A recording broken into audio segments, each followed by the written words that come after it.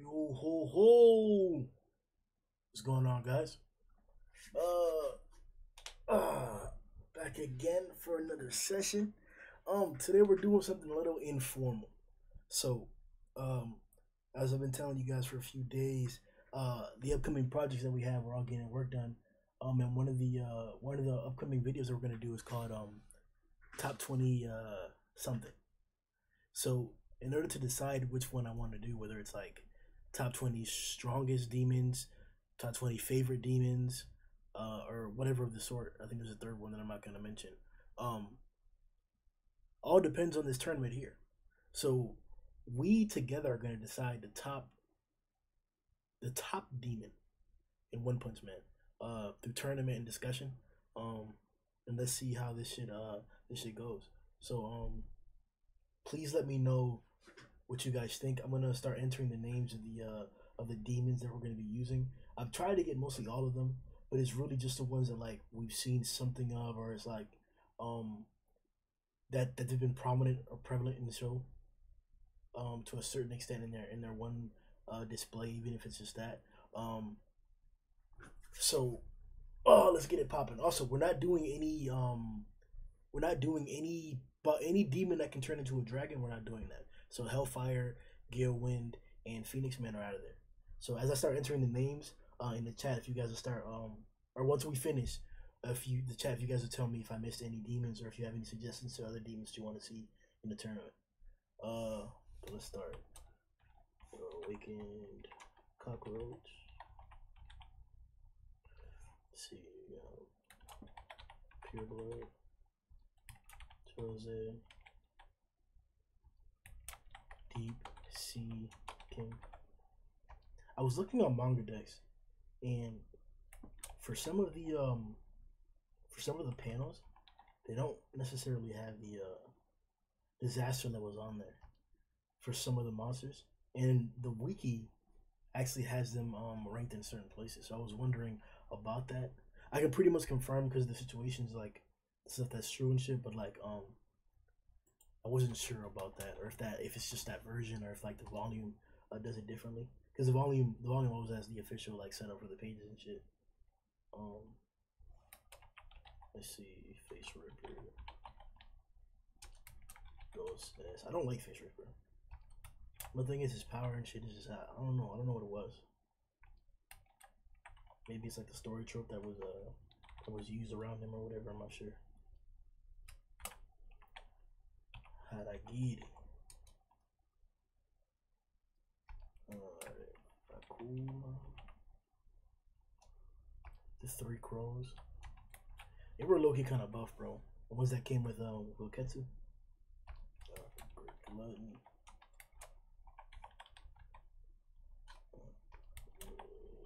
Super Mouse. Senior Centipede.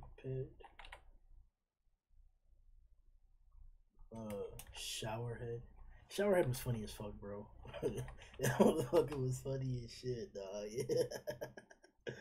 Oh shit. He's like when Garou sent that beam at him, he was like, maybe I can stop it with my beam. I was like, what the fuck up, dog? Rhino Wrestler. G4. Giant Crow. Let's make a stipulation. It was in the beginning of the series. An attacked king.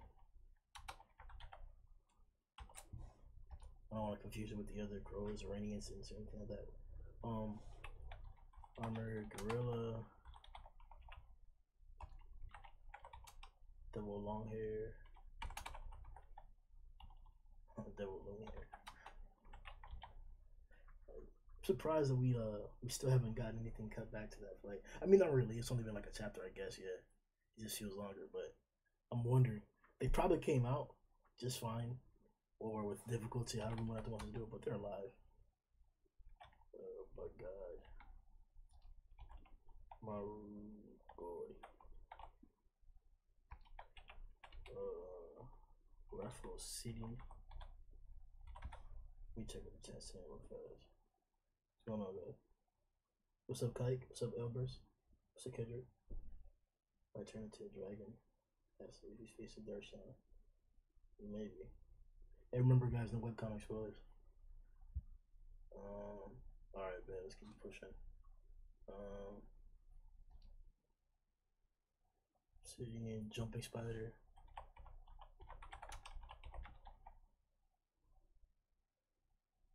Game Cerberus. That was like the three-headed thing. It made a dog. I got the panel of it right here. It says, I should thank the humans. They flushed their pet turtle down the toilet. There, I merged with different things. And I've been reborn. It's just dirty, man. Oh, shit. Alright, Mosquito Girl. Who else we got?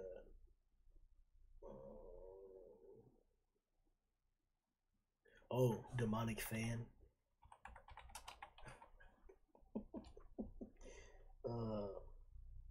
Fist Fight the Djin.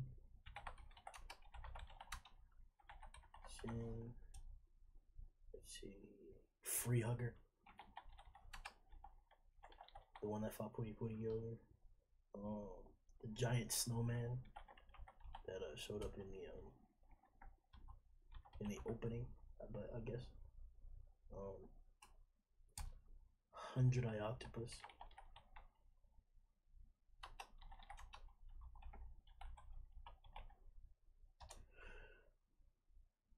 And Surprise Attack Plum. I guess that was a name.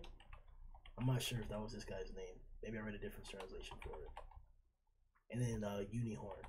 That one guy that also fought with Super Mouse and Showerhead. Alright, so let's add bulk.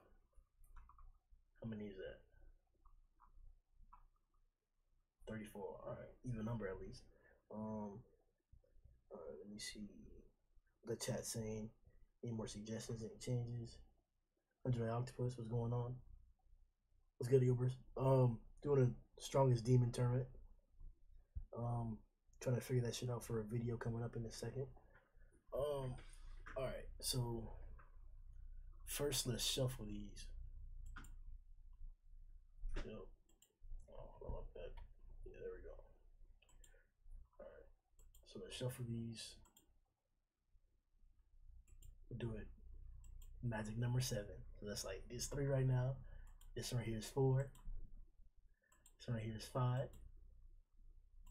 This one right here is 6. Alright, this is it. So this is gonna seed up all the matchups and stuff. We're gonna go to the next group stage and then we'll see if I set it up correctly. If not, I'll have to go back and adjust the group stages. But pretty much, I think it's like you lose and then you go on to another bracket. And then if you lose from that bracket, I think you're done. So pretty much, I did that we're gonna do that to minimize the like automatic loss shit. You know, like you might get an unfortunate matchup, and because that person like has a nerf or something against you, you get beat. So let's try. I'm gonna try and like avoid that by having them fight multiple times, so that they have different opponents to match up against. So here we go. Final stuff shuffle. All right. Let's do group stage. Just preview for the next stage. All right, let's go. Group stage. All right. Cool. Yeah, that's exactly it. Yeah. Yep.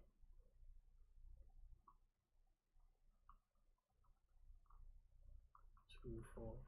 Yep. All right. Oh, let's get it popping, man. We gotta get this shit done because I want to move on from it. But this is the only way that I felt like I could like accurately distinguish between like who's really the strongest or like little shit like that. Cause it's all these guys are different and strong. All right, here we go. Start at the top. Senior Centipede versus Rhino Wrestler. Wow. Okay, hold on. We gotta start this shit first. All right, here we go. I think. Yeah, here we go. Yep. Okay. So Rhino Wrestler versus Senior Centipede. So this nigga was so Rhino Wrestler was the one that was punching that big ass fucking punching bag and shit. Was knocking it about. back before they went out to go do shit. And he was pretty tough up against several like of the fucking the A class fighters that were there and the other B and C class fighters that were in the support group. So uh, uh maybe like, and we know he can rush. He has that rushing shit. He can spike you. Um, what else is there? His horn is super super tough. Yain couldn't even cut through it. Well, he kept trying to cut through it, so we know he probably could have through some point. But that shit was tough as fuck for Atomic to have to be the one to cut it. Um, huh.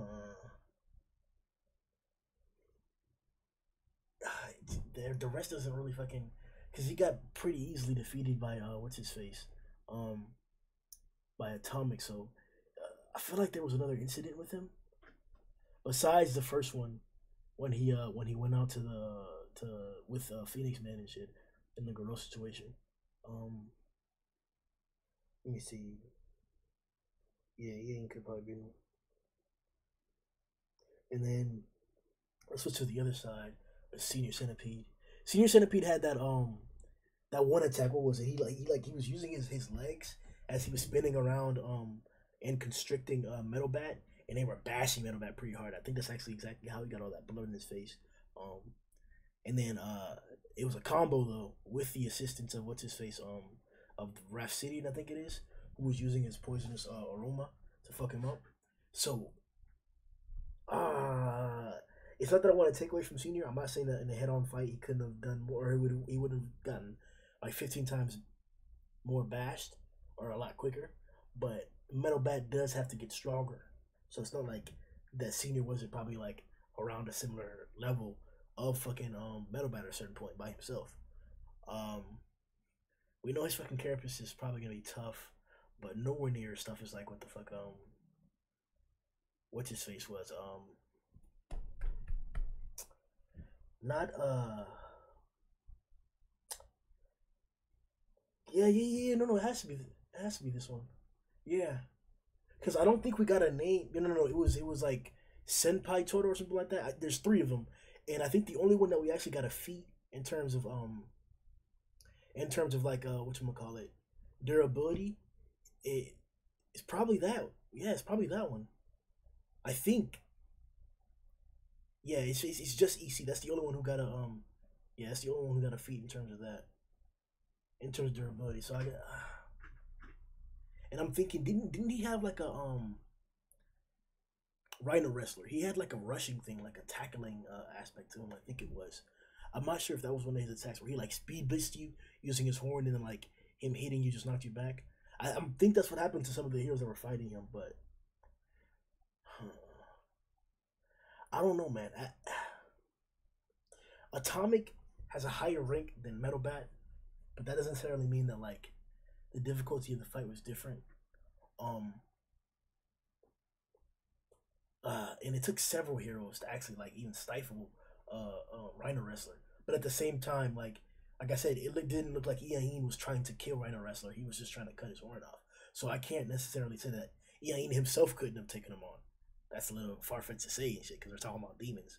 But I don't know. I just from that fight, I didn't feel like Iain couldn't have beat him. And that's probably like the part that's holding me back from giving it to Rhino right now, because Metal Bat is the one who had to like utilize his fighting spirit in order to be able to like bash Senior Centipede, and that was done pretty fucking easily. So Give it to my nigga Senior. you say Senior? Yep. What's going on, Satsuki? Chilling. Why do you say that? I think Senior. He has the whole molten shit as well, and it took Metal Bat to charge up with his power to beat him. I don't see that shit happening with Rhino, to be quite honest. Seriously? I don't.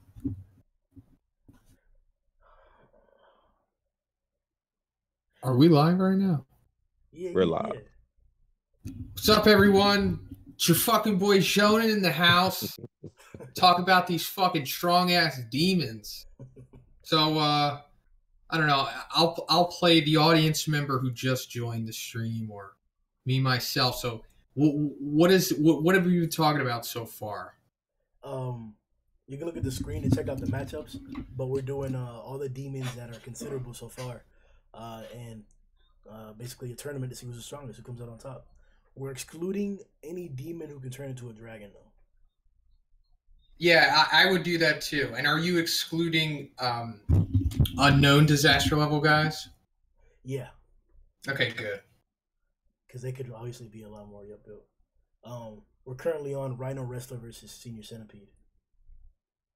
All right, I'm pulling up the stream now.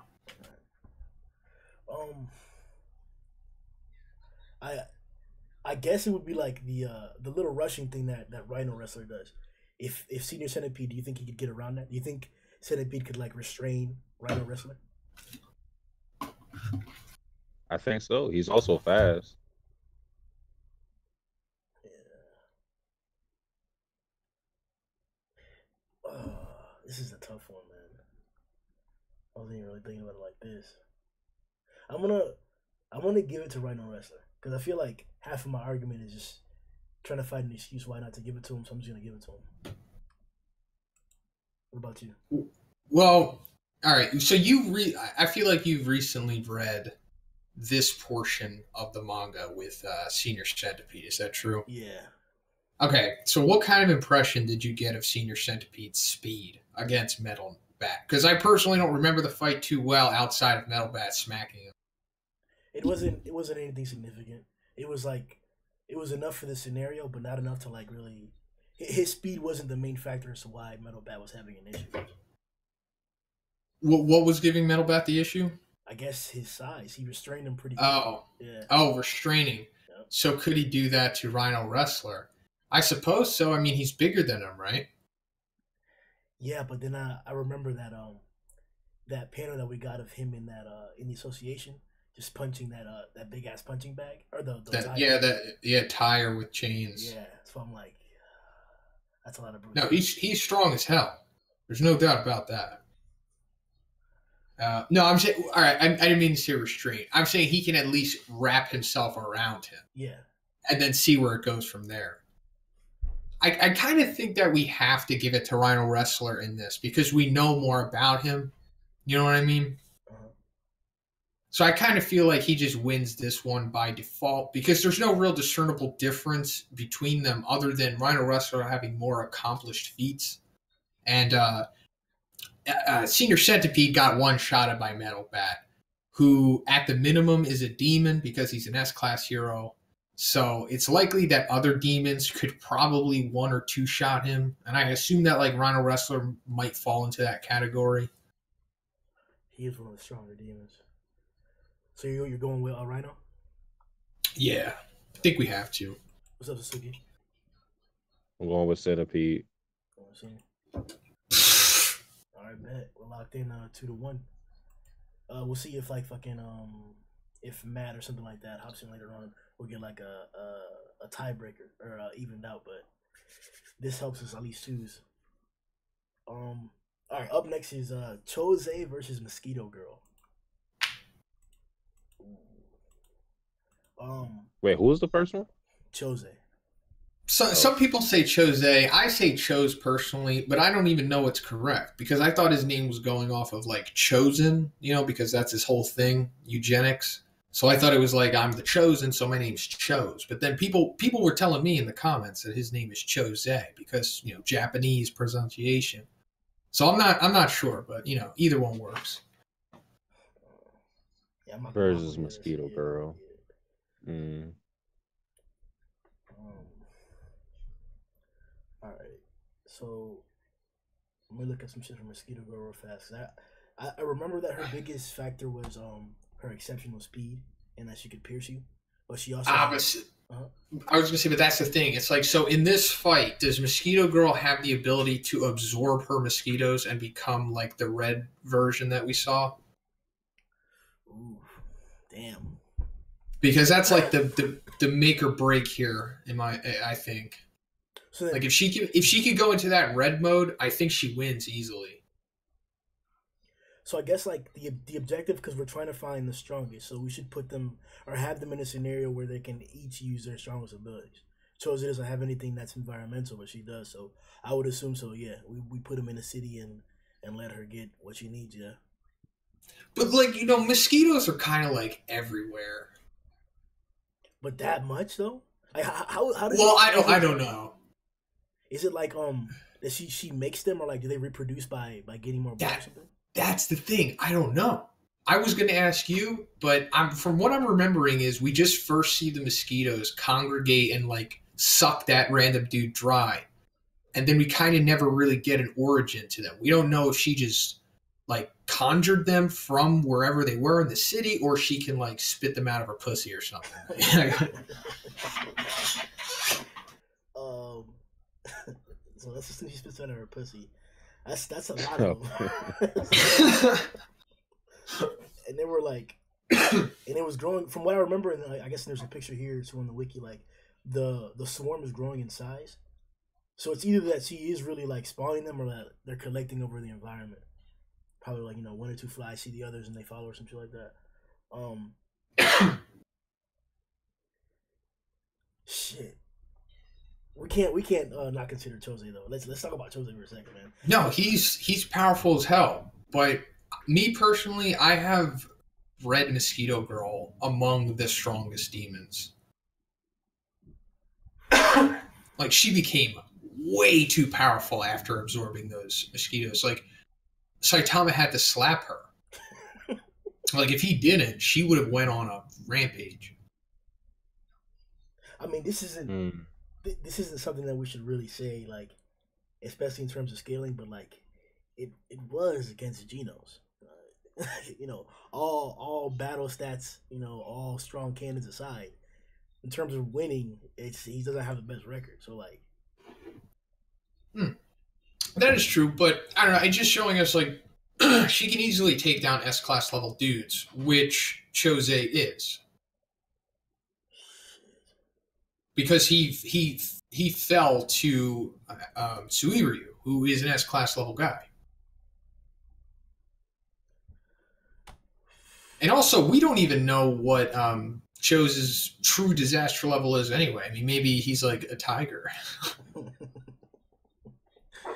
Sure, you weak as fuck. Oh, you don't like Suiryu? No, I love him. Just saying, like, if that were true, that's less. Suiryu is a tiger too. I gotcha. Man, that's actually probably like the biggest thing that I'm holding up against Mosquito Girl. The fact that they're both S-class fighters. Like, we can have a discussion right now, probably for Shiryu versus one of these tough guys right now, and if Choze could do all that up against him, I'm not so sure that Mosquito, even with that speed, is going to be enough.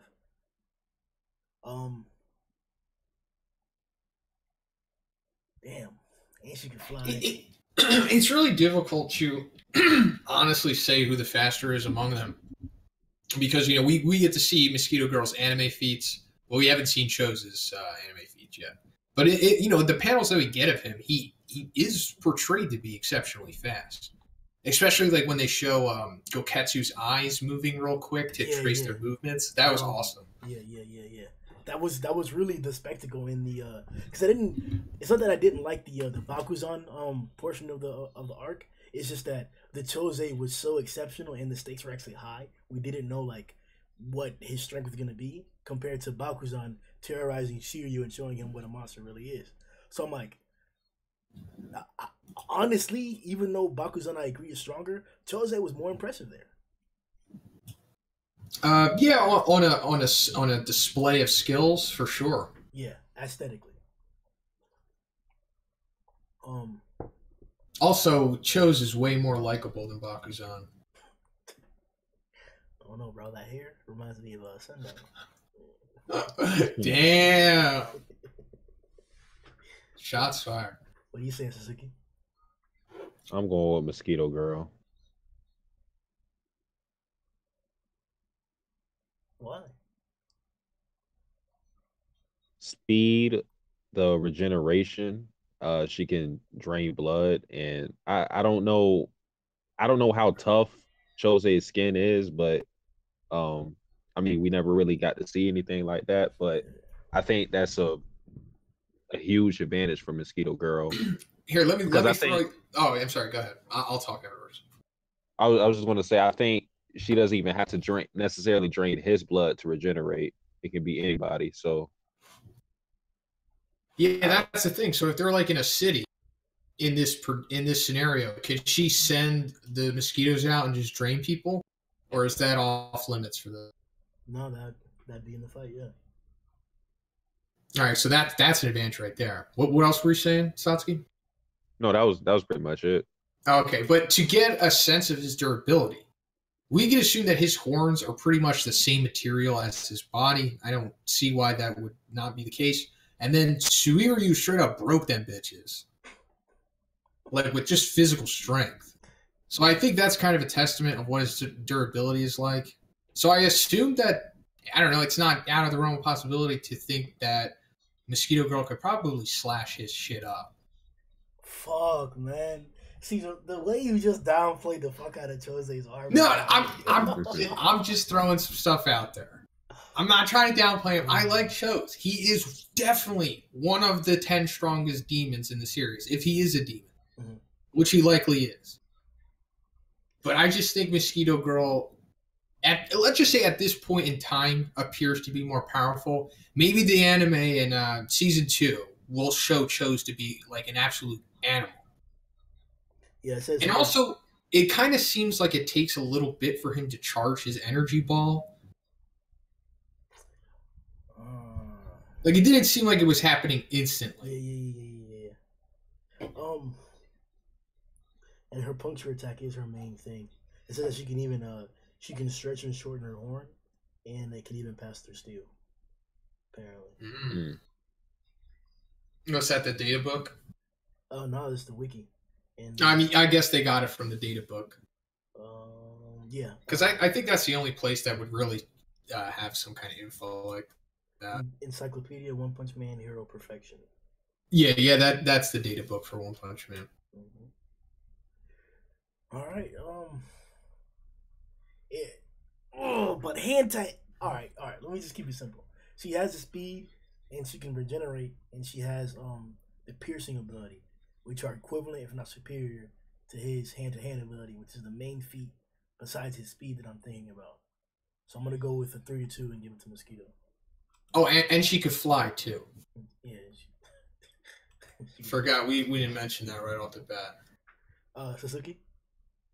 Mosquito Girl. All right, unanimous. All right. Up next we got Dos S versus G5. Wow. That's no, we not. We're not doing it. we doing G5. Can he even be like converted or whatever? It's just with Do S, it's a lot of caveat. It's a lot of conditions. She just has to have people with her. I mean, depending on who she has with her, okay, but by herself, no. Yeah, she's one of those. She's one of those monsters that needs to come prepared. It'd be like having a fight with Brave Giant, and then he brings. I'm sorry, Child Emperor, and he brings Brave Giant with him, which wouldn't always be the situation. As to where she if she was to just show up, she'd likely just get wrecked. But if she brought some dudes with her, then it'd be a different story. Too conditional, yeah. And it's really unsure if she can mind control him, because at this point we're kind of led to believe that G5 is AI the way that G4 was. Yeah. All right, let me say this. This is gonna sound credulous as fuck, but just bear with me. They dropped it. So last time we allowed Mosquito Girl to get to her strongest point, and just the same for Choze. So if we do that this time, shouldn't we put Dos S in a city? Or maybe even in the center of a hero association? Well, then do you want to have that as the stipulation for the rest of these fights? Just everyone at the peak of their power going at it, or everyone just at their base going at it? If you do put it like that, if we go at their base, we're purposely excluding things that we have to acknowledge even at certain time periods. But if we put them at their strongest, then there's really no excuse. You should be able to defeat or handle whoever you face, right? That's what I'm saying. But I mean, it's ultimately up to you. Hey man, this fight is happening in the center of an A-class barracks in City A. Oh shit! All right, now it gets more interesting. All right. So she had. Wait, how many dudes did she have with her? Like 7. Yeah, when she took on a my mask. 2 girls and I think 4 guys. All right, so let's just say she gets like 6. Let's meet in the middle. She gets like 6 A-class guys. Or let's just say she gets like 6 of the support team members. I think that's fair. Okay. Like the support team that's with the Hero Association right now on the surface of the Monster Association. Like 6 of those dudes. Mm-hmm. So her with them makes her pretty formidable. But G5, on the other hand, is shown to be particularly powerful for a demon. Do you think that's a fair assumption? That's fair. Yeah. So I'm thinking that that's still not even enough. I'm thinking he's going to wreck all of them and then cut her head off. I'm thinking the same thing. So, all right, here's one thing. So, I think the few times that we've seen teamwork, it's worked exceptionally. The A-B class combo that we saw against Garo, they worked pretty well. They even they even highlighted their tactics as to how it was going on. We haven't really seen any fight that was that detailed. The other instance, or the other side of the coin, is we've seen several heroes fighting multiple monsters at the same time. So it's not impossible for a single being to fight multiple other beings and win. Even look at I don't disagree with that at all. Yeah. Even look at Melzigard. His power eventually allowed him to be found out, but his power also allowed him to fight several S-class fighters for multiple minutes. So I'm not adverse to believing that G5, because he's stronger than all those A-classes individually, could beat him and then just take on those S. But at the same time, what if those A and B classes work together? Okay, so let me say why that likely is not going to happen, or we'll allow it to happen. So the team that went against Garo, it's like super implied that they had planned all of this beforehand. I mean, obviously they did, because Death Gatling specifically picked each one of them. Yeah. And then they all had this game plan coming into it. So that's why they were so successful against Garo. So are we going to say that coming into this fight, Super S tagged 6 of the support team guys, and then they all like worked on a game plan to go against G5? All right. Okay. So the level of teamwork can't be anywhere near that. All right, bet. I mean, no, I'm saying they can work together, but it won't be as significant as it was in Chapter 81. Yeah. Because we also seen them work together somewhat against Rhino Wrestler, and they kind of just got embarrassed. Yeah, with no prep, yeah. Because the enemy was efficient. Yeah, that's probably another prime example. All right, that's enough examples. I got it. I'll take G5. Yeah, she's just overpowered here. If it was someone weaker, it would be more competitive. It's just that, like, if you remember in that same sequence too, and we had all those A-class heroes. I think the first one actually popping off was One Shotter, when he cross-shotted the sniper and popped a bullet in his scope. He was covering some of the other heroes, but that was like really the only instance of like people helping out, besides like Darkshine coming in to save Mizuki-chan. And just running. Yeah, it's him being around like fucking killed monsters. So all right. Exploding bodies. What other fights have you done before I came in? No, that was the first one. All right, good. This is gonna get interesting. We got some bangers on here, bro. So Satsuki, you said G5 too, right? G5. Alright, bet.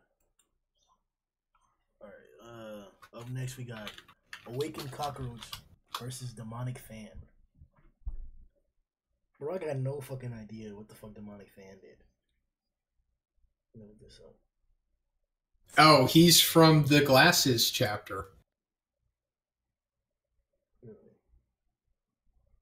He's pretty powerful. Like his main attack is he just like blows a gust of wind at you. It's pretty powerful. Like he wrecked the entire Fubuki group. I mean, yeah, all B class heroes, but still Fubuki is somewhat powerful.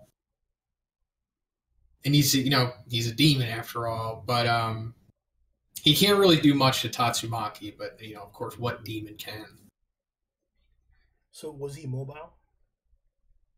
Yeah, I mean, he can move. He never really showed that he was particularly fast or anything. He's mainly kind of just like a stationary, powerful attack guy. And he has the ability to regenerate. Not like regenerate like Majin Buu or Cell, but he can like pull himself back together after he's been broken apart. Okay. Like a Broken Appliance type shit. Yeah. Okay. Where the fuck? If his propeller is destroyed, then he'll die. Oh yeah, his propeller is like his heart, I guess, or his brain. Well, let me see. Okay, so it says its ability is to create strong winds. There's no way we can beat it. What's taking this position? Oh yeah, damn. No, fuck this, bro.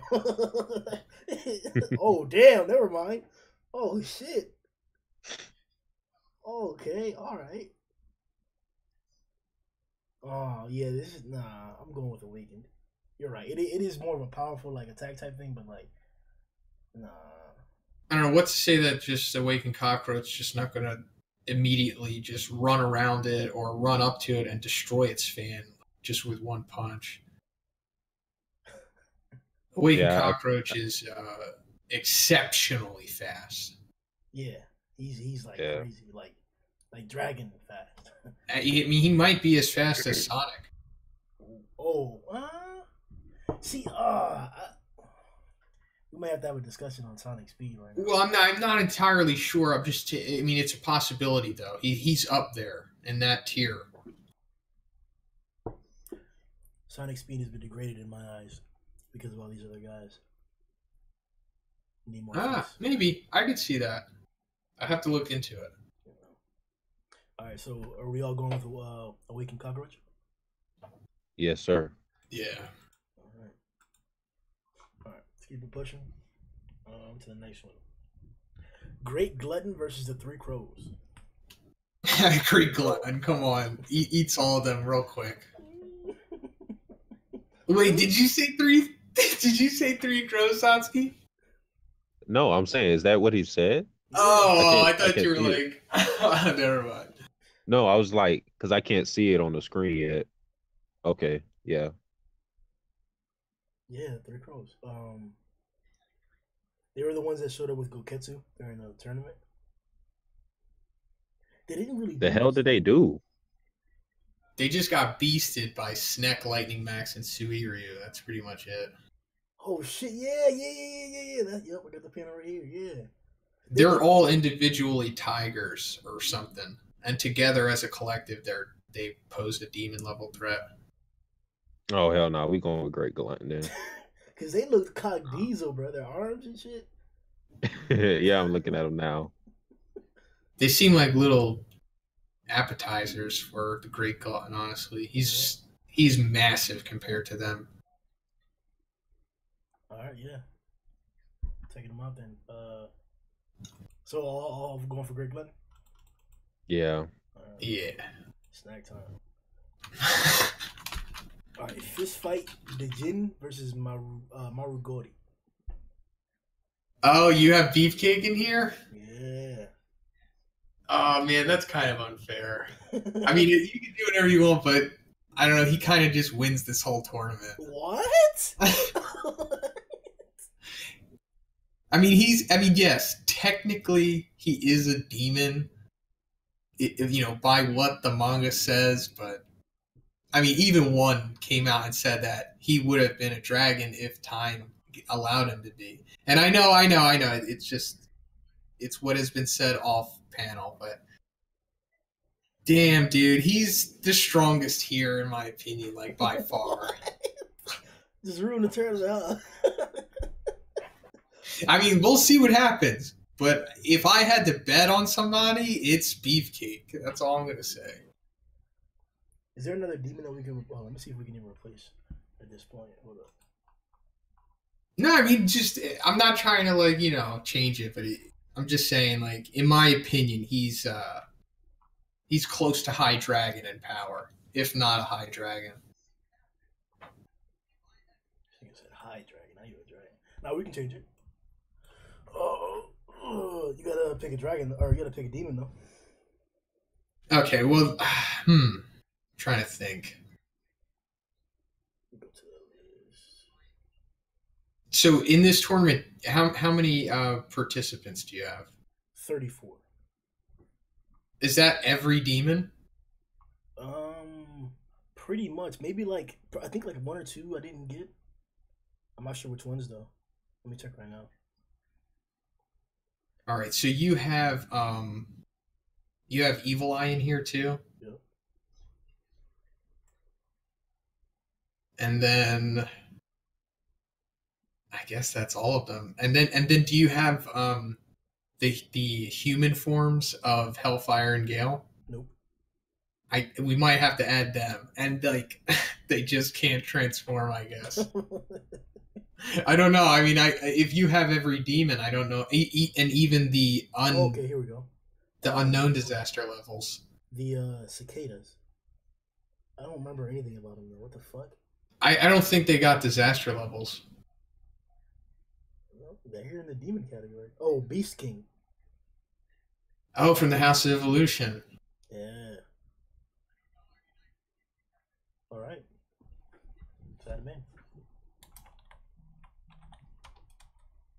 You guys get another one. Okay, yeah, Matt says add Beast King from Agori. Right on time. Yo, Matt, you tell I seen here, bro. What the fuck is he doing, Matt? I think you limit the Discord to like 3 people. Oh, you did. Why didn't you tell me, bro? You just changed that bitch. I didn't know Matt was trying to get in, so I don't know. Here we go. All right, bet. Slide through, Matt. All right. So let's keep it pushing, man. All right. So fist fight Djin versus Beast King. Let me look up fist fight. What the fuck did fist fight do? Fist fight doesn't really have any feats. He just gets murdered by Silverfang. What the fuck? What about the Beast King was kind of like big, and he was cutting shit up with every slice, right? He's the one that attacked Saitama. Beast King is freaking powerful. Like, he's slept on because he kind of, he happens in the beginning of the series, so it's easy to forget about him. And plus, he's fighting Saitama, so he's never really taken seriously. Yeah. But dude, he is crazy powerful. He fucking cuts not a gigantic, but he cuts like a house in half, with his claws, just swinging. Hold on, chapter 8. This guy, let me see. And also, it said that he is the second strongest in the House of Evolution. Really? Yeah. So the only one stronger than him is Carnage Kabuto. Armored Gorilla seems pretty tough too, man. Same chapter. Yeah, no, he's no joke too. He wrecked that one other demon that he fought, that gorilla dude. Or tiger demon hybrid. The one with the cigar in his mouth, right? Yeah, I forget his name. Something gorilla. No, he was a tiger and he was demanding to be promoted. That's right. That's what it was. Yeah. And he didn't want to go back. Yeah. Damn, no, shit. Limb cutter meteor swarm. Damn, bro. Oh yeah, and he's got that move too, which is probably crazy powerful considering just what one of those slashes could do. Yo, he really sliced two buildings, bro. What the fuck? Yeah, man. He's like top 5 probably. They did a horrible job in the anime showing this, bro. This man looks okay. All right, you got it, man. I'm going for Beast King. Yeah, he's a beast. What about you, Suzuki? We're going with Beast King because I don't remember shit about the other guy. No, like he doesn't really do anything. All right. He just gets kneaded like pizza dough by Silverfang. We got Free Hug. Ooh, the Battle of the Fodder. Free Hugger versus Rafflesidon. This is a good fight. Yeah. Because they're both like kind of weak, and it's difficult to figure out who's gonna win. Okay, yeah, go ahead, please. So Free Hugger was the one that showed up against Pooty Pooty. He had the spikes and stuff. Yeah. And Rafflesidon was the one that showed up with Senior Centipede up against Metal Bat. Not only have a difference in opponent, that may be something to pay attention to in terms of strength. I don't know. Is that a thing? Do you think Pooty Pooty's is stronger than Metal Bat when he's just waking up in the morning? Physically strong. No, I think Puri Puri is stronger. Like just base level, I guess. I think they have comparable strength. Like, I'm sure if Puri Puri Prisoner picked up a metal bat, he could probably crack the pavement, too. I mean, I don't think he could do, like, the shockwave shit that Metal Bat was doing. Oh, yeah, I was saying, like, he literally popped a whole, like, fucking 20-story building. I'm just saying, he could, like, probably smash the pavement pretty good. Spiky body. Yeah, this guy only has a spiky body. That's the only thing that's, like, recorded for him. But Rafflesidon has a sleep poison. One thing that so when Rafflesidon was, I guess his poison works over time because Metal Bat was being affected by it, and I wasn't able to distinguish in that fight whether it's his strength allowed him to be that resilient to resist that long, or whether like that's just how long his poison takes. And that could be a bit of both. Just reading his shit on the wiki, it says, however, the victim is able to retain some control over his or her actions and is able to escape the hypnosis state by causing injury to his or her own head. So that's how you can escape it, by hurting yourself. Hypnosis? I thought he just put you to sleep. Yeah. Well, that's what they mean. Okay.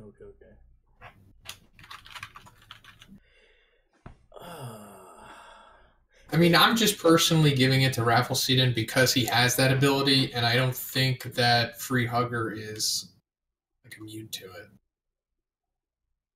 What he's gonna do after that is like whip him with his whips or what? Yeah, sure. choke him, strangle him. Like you say, it's not really that much you can really do even after. And then you got the other option where like he literally got one shot. Like Ro didn't touch him, or Metal Bat didn't touch him, from what I remember. So like, who's to say that one hug before he falls asleep doesn't like stab him through?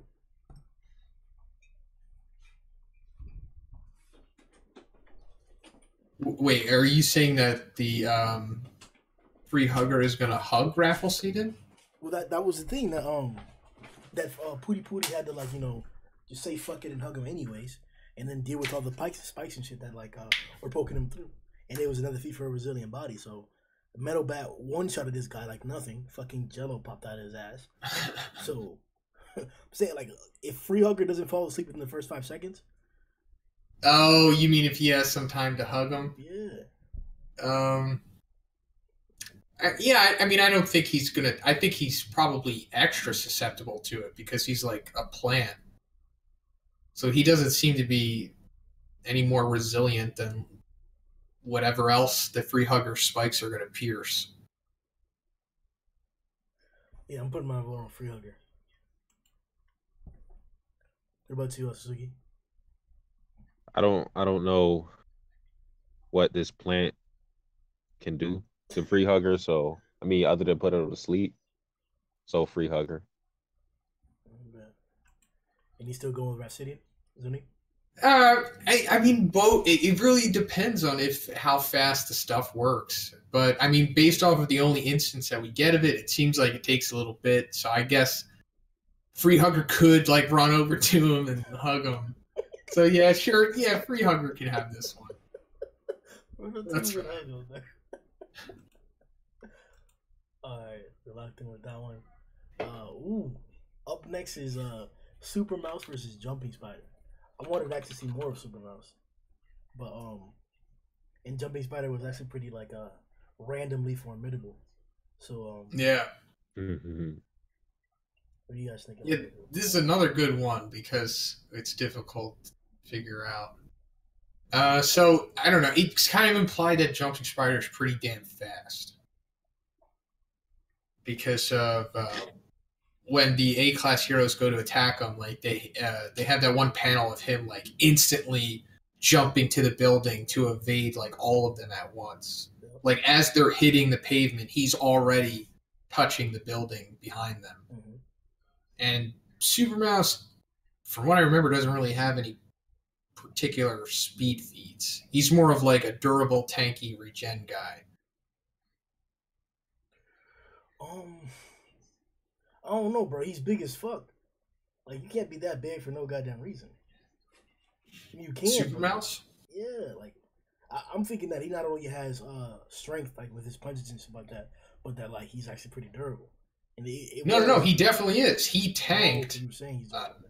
He tanked the Whirlwind Iron Cutting Fist from Garo, something that Royal Ripper couldn't tank. Oh, no, hold up. I mean, not tanked it. Survived it. So he's eating some like a vending machine. Then he slaps what's his face? Darkness or Darkness Blade. Just smacks him, breaks his blade and everything in one hit. Yeah, but he's B class though. He flings. He webs up and then flings the big ass philosopher dude, the big buff one. Slams Child Emperor and dents his backpack. Like fucking. Nah, I'm going for Jumping Spider. I'm going with Super Mouse because Super Mouse survived pre-woke Garo's Whirlwind Iron Cutting Fist, and that seems way more powerful than anything the Jumping Spider has shown in that chapter. And he can regenerate as well. He can regenerate too, yo. Fast as fuck. But he's not as fast, so he's sacrificing speed, but I think his tankiness and implied physical strength is likely enough to take care of Jumping Spider. What do you think, Satsuki? I think the webs from Jumping Spider can hold Super Mouse for a bit, but honestly, I don't. Even then, I think Super Mouse may be able to break out of that. So I think Super Mouse swats Jumping Spider. All right, you had to say it like that, bro. Defeat, beat, overcome. SWAT. He's a spider. I don't know, bro, because like, I just on chapter 90 is where the Super Mouse fight. He's fighting and like he punches, but he just like breaks the side of a wall, like a little bit of it, and not even the whole thing. And I don't know, man. Like, yeah, he's tough, but like he got. Yeah, I'm gonna stick with the spider.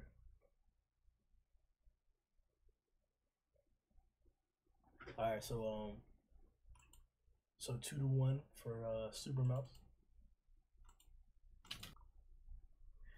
All right, up next is we got the giant snowman from the opening versus Game Cerberus. Wow, these are two really obscure characters. You know, especially the Game Cerberus. I've only read that chapter like once or twice. What chapter was the snow? Hold on, let me look at the Snowman. The Snowman is from the very end of that Saitama chapter when we see him training. I think. Because it like fast forwards to the present, and Saitama's like talking to that little kid. I don't know what context like. Does that mean that like? All right, so it's called chapter 200 yen. Oh yeah, that's the flashback of when Saitama was a kid. Mm-hmm. And then at the very end of that, it cuts to the present, and we see the giant snowman. Does that imply that that's when Saitama was demon level? No, that's a different chapter. This is like when he's in school. This is early on. Oh, here it is. Chapter 8.1. 200 yen. Hey guys. Yo. Hey, Matt's here. What the fuck? I've never read this chapter before. Oh, thank the Lord. Which way are we going over? Oh, we're on Giant Snowman versus Game Cerberus.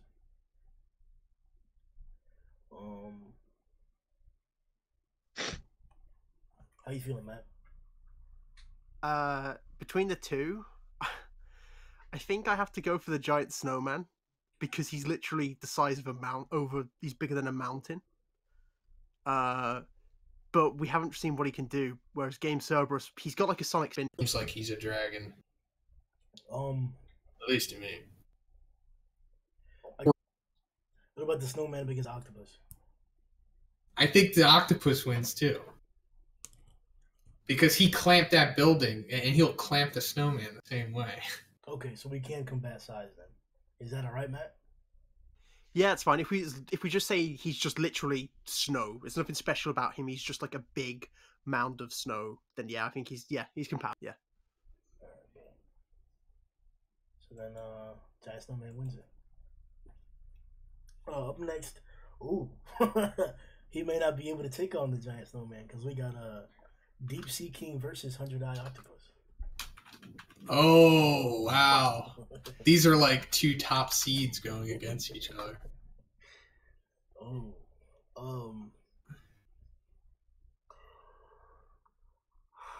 This is all right.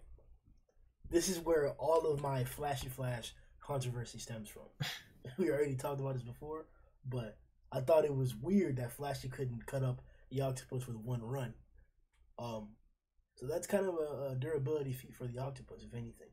So, not to mention the ability to like become bigger. If I'm correct, the more he eats, the more he destroys, right? Something like that. The Octopus? Yeah, let me look it up. I'm pretty sure he had that feature that he got bigger. The longer he was out, the more stuff that he ate. I think you're thinking of somebody else. No, I just looked up on the wiki. Apparently, the more he eats concrete, the bigger and stronger he gets. Mm-hmm. Yeah, they said. Yeah, I remember reading that. Yeah. Oh. That he gets bigger. Whoa, I don't remember that at all. Uh-huh. No, I'm surprised at that. Let me see what they say about him in the extra chapter. Chapter 58, apparently. But Deep Sea was flying around, bro. Like. Oh, but are we going back to the thing of putting them at their peak power? So this means Deep Sea King is hydrated? Shit, I wouldn't even say let's put him underwater, but no, that's way too unfair because we don't know. Yeah. We don't know. He'd probably be like a dragon or a high dragon down there. Yeah. So we'll put him in A City, in downtown A City, next to all the skyscrapers, and it's this torrential downpour. Yeah, man,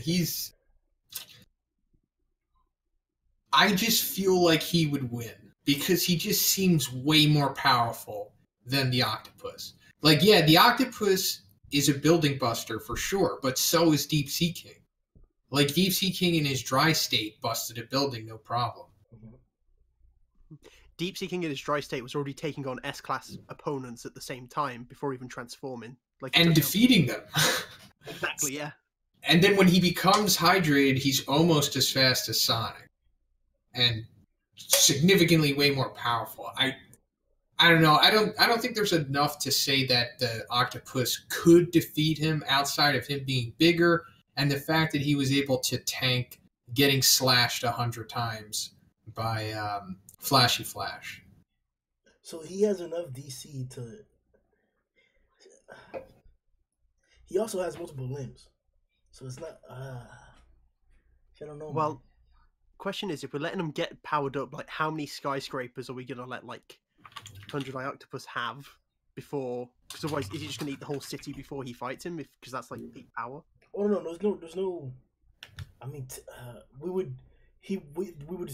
So the fight would start that deep sea like fucking falls out of a helicopter and shit. That something like that into the center of downtown fucking the downtown skyscraper corridor of City A, where they got that whole like 15 block lane of only skyscrapers and shit. City A. You remember when we went there on vacation? Yeah, that street. That's where they falling down on, and then he sees the octopus eating the building while it's raining. So we'll just say that the Octopus is as big as he was in Chapter 69. Yeah, let's do that. Yeah. I still feel like Deep Sea King wins. What if? Because the reason why he's breaking this one building, for example, I posted a panel in Discord, is because he's wrapped around it. So like, can he like restrain him to a certain extent, like really well, like restrain Deep Sea, or could eventually? Like, Yeah. You think DC could break out, or what? I think it depends on how fast. I was just gonna say I think it depends on how fast the tentacles are, because Deep Sea is fucking fast. So I don't even know if he could be able to catch him. That's what I'm saying. He seems to be like one tier below Flashy Flash, or at least 1.5 tiers below him, because if he's almost as fast as Sonic, and we know how fast Sonic is, and we know the tier above that is the Hellfire and Gale, and then the tier above that is Flashy Flash. So Deep Sea King is close. Like when you say the Gale Fire and Hail tier compared to the Flashy tier, there's like 15 invisible tiers that nobody's in between them. Well, yeah, but that's all we really have to go off of. But I'm saying is that I don't think 100-Eyes Octopus is nearly quick enough to really do anything against the speed of Deep Sea King. Like, Deep Sea King, if we're thinking about it, just in my opinion, he would be on 100-Eyes Octopus just like Flashy Flash was, and like beating the piss out of his face. Or beating the piss out of whatever he deems his weak point. Yeah, that's another thing we don't really have with him. We don't know what it would take to take him down. Like, I don't know. What do you poke all his eyes or what? That's another reason why it's a feat, because like he got all his eyes technically pierced. Like they were hurt. And I think some of them were bleeding and shit. I'll try and look further in the chapter, but like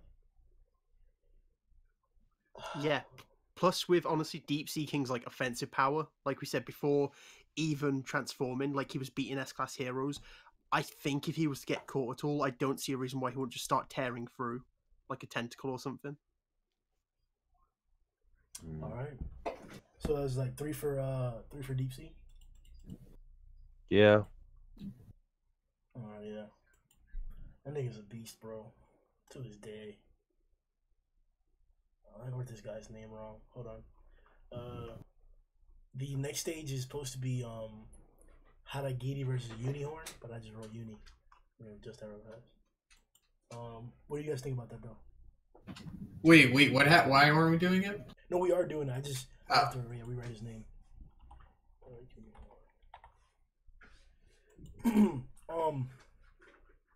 Unihorn was one of the guys that was like boasting up about his horn. It's like a Rhino wrestler was, and he got his shit like fucking fucked up. Besides that, he wasn't, throwing his head and shit. That was really it. But Haragiri, like, I'm going for Haragiri, bro. I'm just inclined to think Haragiri like decapitates him.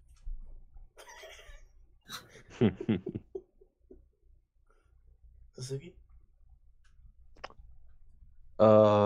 Yeah, we're going with Haragiri. Matt? Yeah, Unicorn works better as a combo. Like that's his strength with Super Mouse. Haragiri is already slicing faster than sound, so I'm gonna give it to Haragiri. Bet. We're locked in then. Next one we got up is Vakuma versus G4.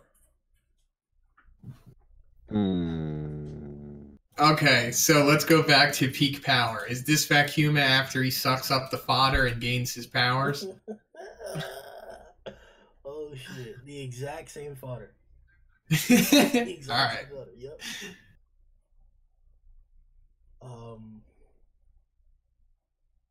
Damn. G4 seems pretty weak, at least in his big form. I mean, he gets a little stronger. I mean, he gets a lot stronger in his true form, like his small form with all the beams coming out of it. Mm-hmm. I mean, if you see like what the result of their fight in the next chapter, and Genos is like fucked up.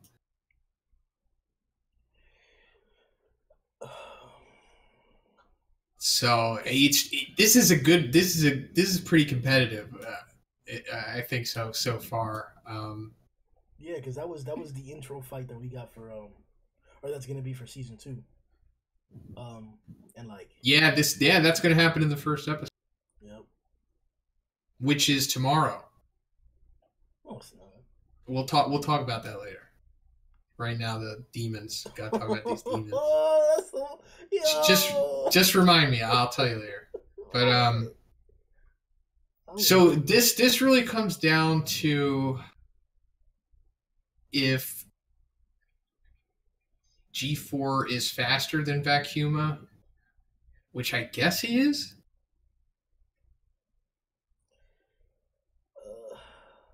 Because Vakuma is not particularly fast, but G4 is fast enough to fight against Genos. I mean, just the first thing that we see, him pulling his blade out to point it at King, it's drawn incredibly fast. Like, faster than we've really seen, like... We didn't really get to see Vakuma move at all, but, like, I'm inclined to think just from that first panel that, like, in a hand-to-hand combat situation, G4 has the advantage.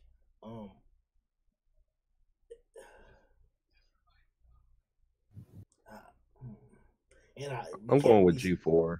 Yeah, I think G4 takes it too. Like he just seems like I'm not even thinking about his big form. I'm just thinking about him in his like small form, like how fast he could be in that, and his ability to shoot all of those lasers at once is pretty significant. I mean, they're powerful enough to fuck Genos up, so I assume that they could fuck Vakuma up too. And oh damn, yeah. Fuck, man. Genos actually needed like a fire extinguisher to beat him. Or even come close to beginning to defeat him. I forget exactly what he did, but he like blew a fire extinguisher in his face or something. Blew it up. Damn, yeah, we really might have to give it to G4 over Vakuma.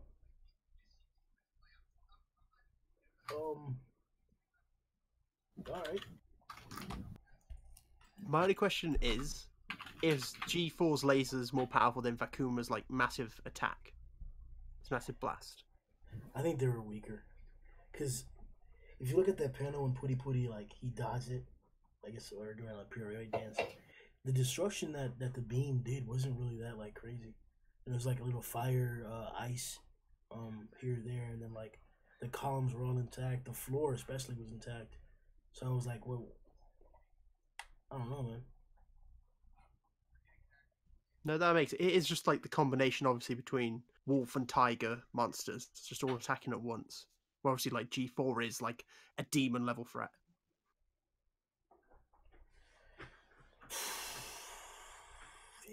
G5 better be strong as fuck, bro. Like strong as fuck. Like strong as fuck.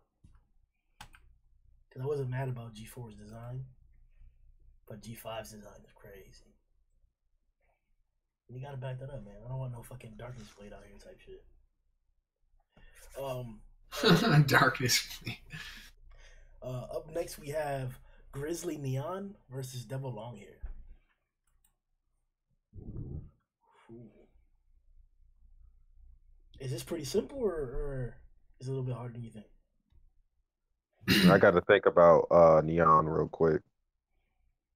Facts, let me look at this. So he's from a bonus chapter.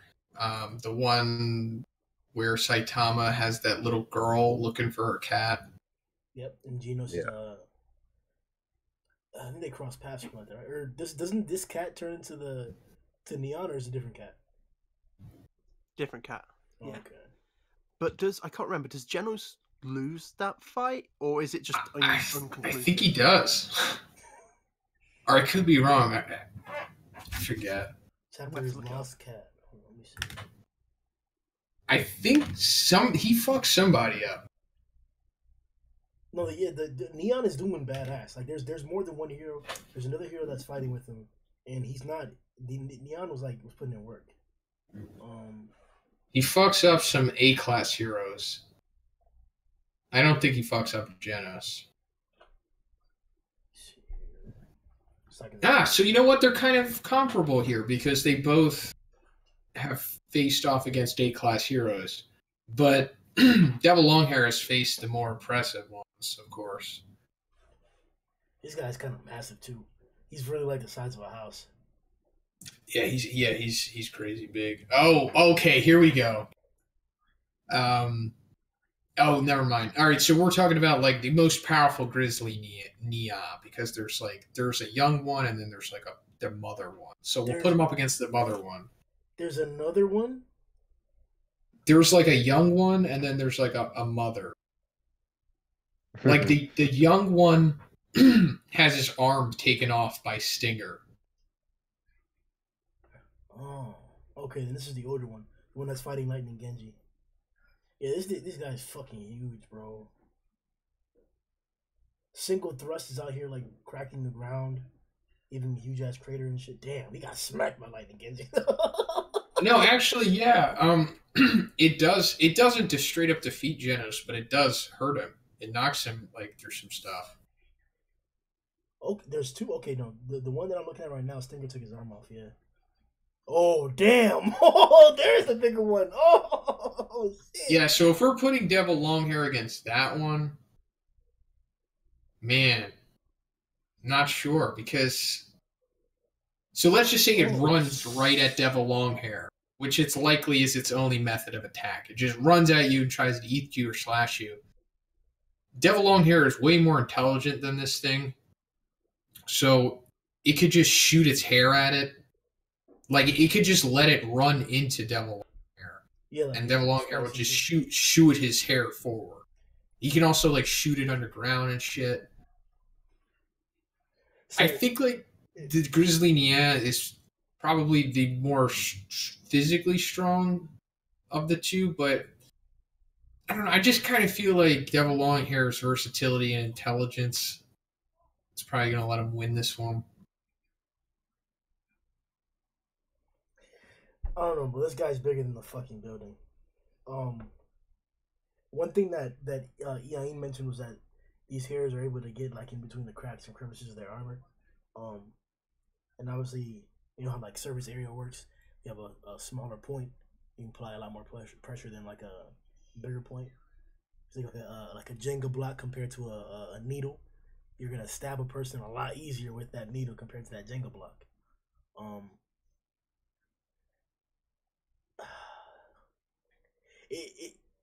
It's just this guy's like the mobility of Devil Longhair didn't impress me whatsoever, and that may be a clear fact in terms of like he doesn't have to move because he has his hair to move around, but at the same time period, what if they can't pierce what they're trying to pierce? That is true. I'm gonna go with Grizzly Neon for this one because of the size. That like I gotta do that. Matt. Yeah, I'm going to give it to Grizzly as well. I think we saw the feats of a kid version, obviously going on toe-to-toe against the obviously like mid A-class opponents, and then an adult version just being a bigger, faster, stronger version of it. I think it's got to take it. All right. Satsuki? I'm going with Grizzly, but I feel like Devil Long Hair will prove to be stronger than Grizzly in the future. But as of right now, I think Grizzly takes it. Shit. And then Zhoniin? Well, I mean, it doesn't matter now, but I thought Devil Long Hair would probably win. All right. Up next, we got the Giant Crow versus Armored Gorilla. Oh, hold on. Before we keep it popping, let's give a shout out to the chat. What's going on? Zay Lewis, what's up, Earburs? Back again. What's up, Marcus? Been here for a minute. What's up, Mayhem 14? He destroyed a building. It's in I'll try and tell you guys a chapter next time. My fault for that. Yeah, let's keep it pushing, guys. Thanks for coming through to the stream. Like the video. And let's keep it pushing. All right. So Giant Crow versus Armored Gorilla. The Giant Crow is the one that attacks King and Saitama in the apartment building. Yeah. Yep. We is there really even a discussion or like? I just don't wish see we what had. I was just going to say, I don't know what the gorilla can do against Giant Crow. That flight is something dangerous. Really? I was just gonna say, like, I wish we had more examples of little guys versus big guys that wasn't just Saitama. Yeah. Because, like, I'm thinking, like, the Crow probably wins, but at the same time, Armored Gorilla is pretty powerful. Bro, Genos is out here blasting city blocks, and the gorilla's eating it. No, yeah, I'm not. No, gorillas got this for me. No question. All right, well, if you think Gorilla wins, then I think Gorilla wins. Yeah, no, gorilla. He's also one of my favorite characters too, so I'm kind of biased. No, just obviously like him getting hit after a while didn't indeed beat him, but like he's ferocious. His mobility is exceptional just as much as Genos at the time period. He's blocking and attacking as effectively as any other demon that we've seen. I'm giving it to Armored Gorilla, yeah. Matt, Satsuki? Giant Crow. It's all on you, Matt.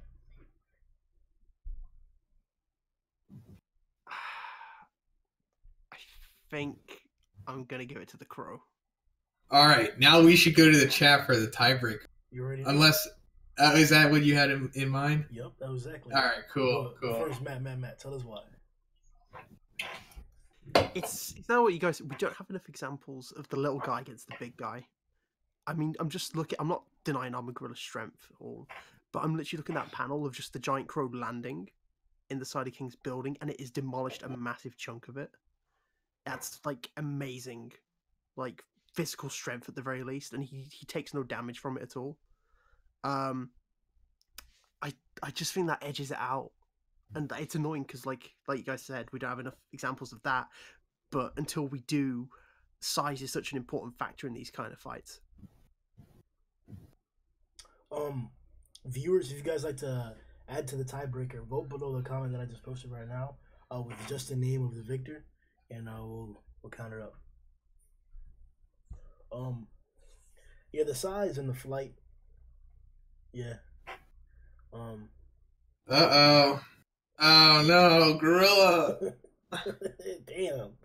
Wow, bro, he literally crashed into a building. What are we looking at, bro? There you go, Elbrus knows, bro.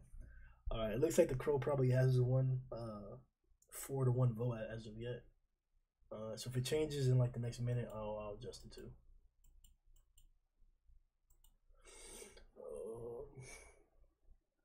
But all right, here we go.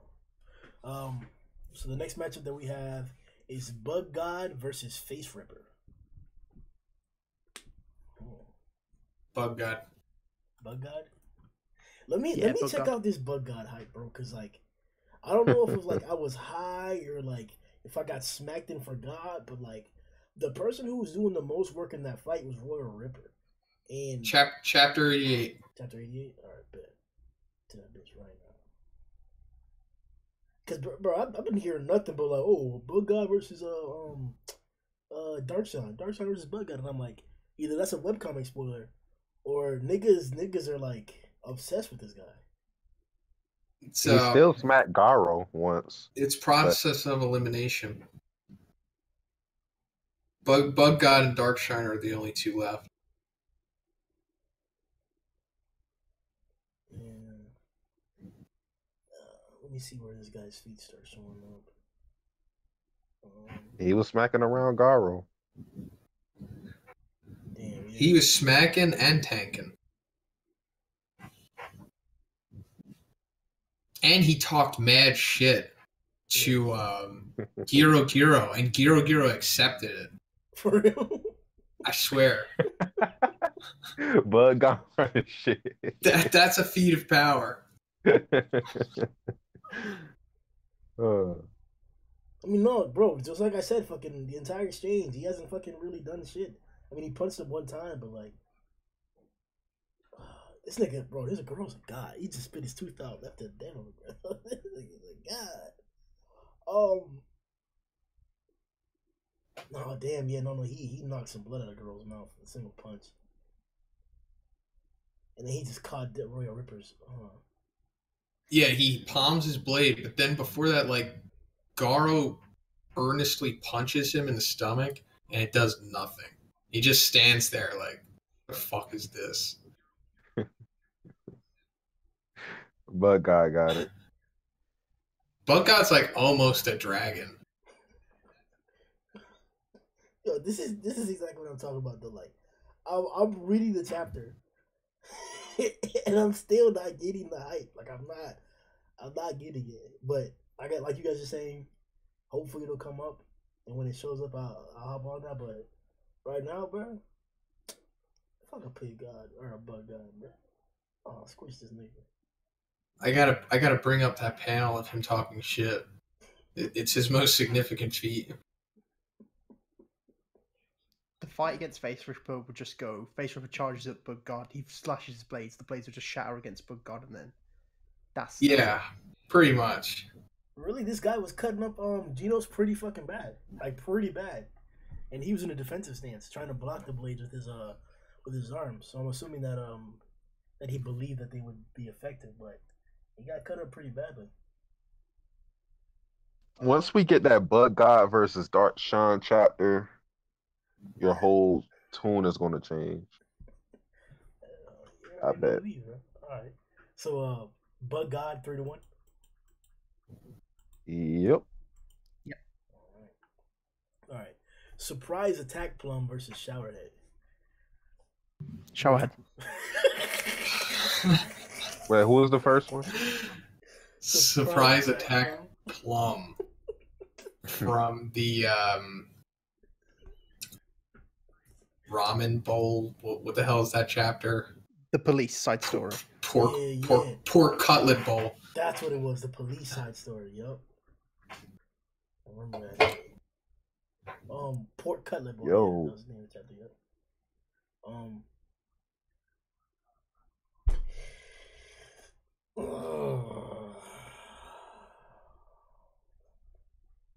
You know,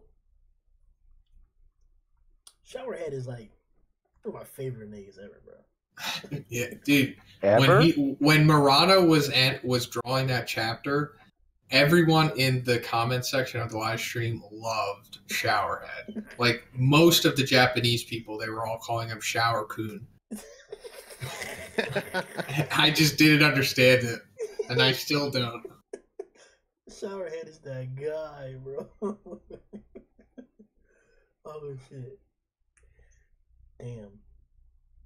But Red Plum. Alright, so Red Plum attacks the station. He's he's able to avoid some humans pretty easily. Damn. He slams a police officer into the ground and cracks the fucking ground, bro. What the fuck? And he's taking. Are those bullets? Yeah, he's taking bullets. Yeah, no, yeah, he tanks bullets. And he deflects them. What the fuck?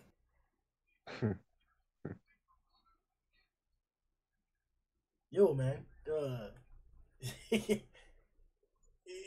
He's a beast. But can he tank Shower Coon's acid spray? Or whatever the fuck he does. He does something with that shower head. What the fuck is it? He can spew out a bunch of different shit too, isn't it? Like different chemicals. I remember I made a joke that he could probably like spew out sperm. I think. Let me see if It's just milk. Shower milk. I'm giving it to Plum. Why is that? Like, okay, with Showerhead, like his main thing, or like one of his best feats is the chemicals and shit. And I just don't see him hitting Plum with that shit. I feel like Plum would just like literally run up to him, just punch him. Also, Shower Coon literally gets vaporized. I overgrown Rover. Don't you dare spoil his name. Can't do soon. I'm just saying history. He was like, maybe I can stop it with the.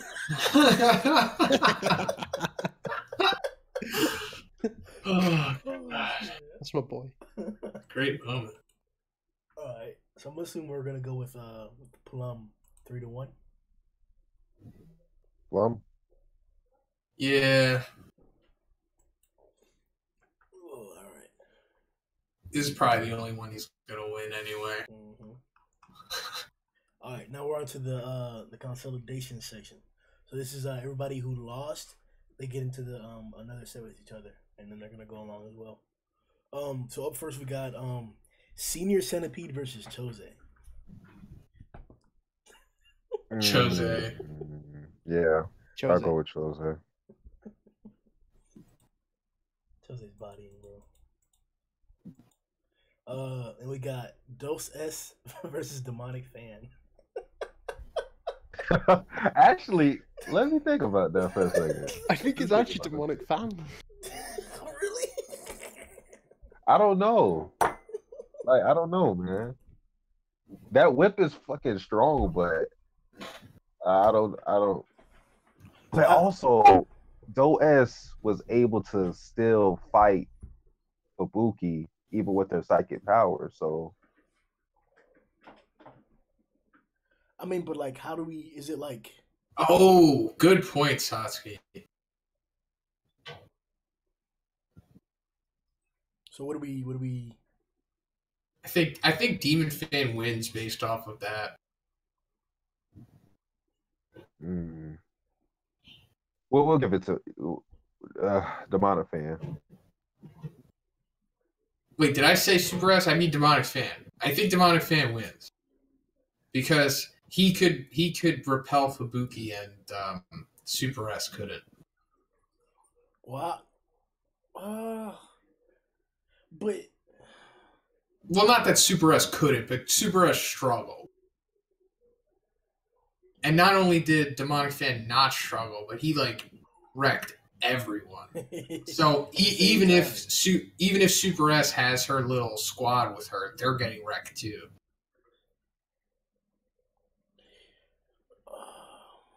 All right. Because I'm like, if we build the same scenario, right, where we give Demonic Fan, what is it? How the fuck do you make him stronger? I don't know, like a electrical surge. I don't fucking know. Yeah. Give him like some extra charge batteries or some shit. Some shit like that. Because I'm like, for the opposite, I'm like, if one shotter is with fucking is with Dose S, he can just run away from the building that they're at, or he can just run away and then shoot into the building from somewhere else and try and take them out. Hit the propeller or something like that. But that's a lot of planning and scheming that we haven't seen. So, all right, I'll give it to the fam. You guys are fucked up for that though. All right. Then we got the Three Crows versus Fist Fight Djin. I think the Three Crows. I just don't like the Three Crows. And individually, they got beast class heroes. I think they're like among the weakest of the demons, if not the weakest. So Fist Fight Djin, you think he can beat them? Even featless, I think he probably wins. That's. I know. I agree, but it's just how I feel about it. I think the biggest feat we can say about them is I think the Three Crows were Goketsu's students when they were alive, whereas Fistfight Djin was actually a martial arts champion. But that's the thing is that they're like brainless now, pretty much. Yeah. They're like the Nomus from My Hero. At least that's the impression that I got from Goketsu's explanation of them. No, I still think Djin takes it. But if they retained like their skill and intelligence, that would be different. I agree with that, but I think they're I don't know. It just seems like he would probably wreck them, just because like I said, the A-class heroes essentially one-shotted them individually. So like a demon like Fistfight Djin, who is probably S-class level, will probably fucking wreck them. Yeah, I'm going with Fist Fight. All right, bet. All right. Up next we got hold on, what the fuck? Loser of 8. Did I fuck something up? Oh no, I see. All right, bet. So the next we have is Rafflesidon versus Jumping Spider. Versus who? Jumping Spider. Rafflesidon. Oh, Spider. Spider, yeah. Yeah, I think Spider too. Matt? Yeah, I was just reading Rafflesidon. Yeah, Jumping Spider. All right. He's just way too fast. Fast as fuck. All right. Up next we got Game Cerberus versus 100-Eye Octopus. Damn, these second rounds have been like lopsided, right? I think Octopus takes this one. Right, yeah, definitely. I mean, didn't we just let Game Cerberus lose because of the Snowman size anyway? Mm-hmm. He's a victim of 2 size matchups. Then we have Unicorn and Vakuma.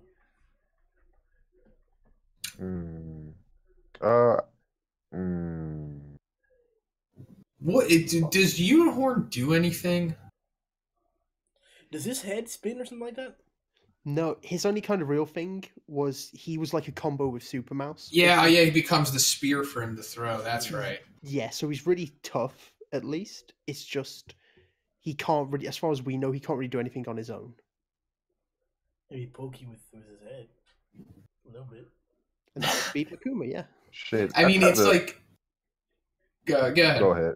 I was going to say, if he can tank Vakuma's blast, then I guess he could stab him. But we don't know if he can necessarily tank it. We just have to go off of him saying that his horn is the strongest. But that's kind of like, not true. Yeah, that's what every monster says. They always say that. And he does get crunched up by Rover. But then again, that's Rover. And he was with the group of the quote-unquote more formidable... Well, no, let me not say more formidable, but... I mean, he's a demon already, so... That says a lot. Yeah, but 3 demons didn't seem to be low dragon. So, like... 3 demons what? Like, when Super Mouse, Showerhead, and Unicorn were fighting together, they didn't seem like they were, like, a low dragon threat together, so... Nah, they're probably like a high demon together. I mean, to be fair to Unicorn's durability, he actually survives a hit from Garo. Does he get hit by him? Yeah, like Garo counters him or something, and then like he gets up later on to turn to the spear form. Oh, well, that changes everything. But it's that's the thing. Like, he may have a defense, but he literally has an unspeakable attack. Like, it's. But also, Vacuuma's blast, it looks powerful, but then, like, Puri Puri Prisoner tanks the fuck out of it. Yeah. Like, low diff tanks it. Not low diff, like, medium to low. I mean, at least he puts his arms up in front of his face, so that's a little something. But so he pats himself after it. But he can freeze him. He can shock him. He could blow on him. It's poison. He has a variety of things he can do. Say Vacuuma has it. What about you? Yeah. I think, now you said it, the variety, I think, takes over. Like, his defense is good, Unicorns, but I think it is just a variety of powers. Yeah, sure. I don't know, I'm not hearing any more convincing arguments for Unicorn other than him possibly being able to survive his blast. And, like, run up on him and stab him. It just seems like Vacuuma has more of an advantage here. Because he's smaller, he's right up with his head, right? That's what happens. He just runs up to him like with a headbutt, but he's stabbing him. Oh, shit. Alright, up next, hold up. Let's check the chat real fast, see what niggas is thinking. What's going on, guys? What's up, Joseph? What's up, One Nation Army? What's up, Kendrick? Yeah, the crow was strong as fuck, bro. You're right. Yeah, the octopus is pretty cool too. But I want to see them go at it. The crow and the octopus. That'd be interesting. Next we got this is probably pretty good one actually. Armored Gorilla versus Devil Longhair. This is a really good one actually.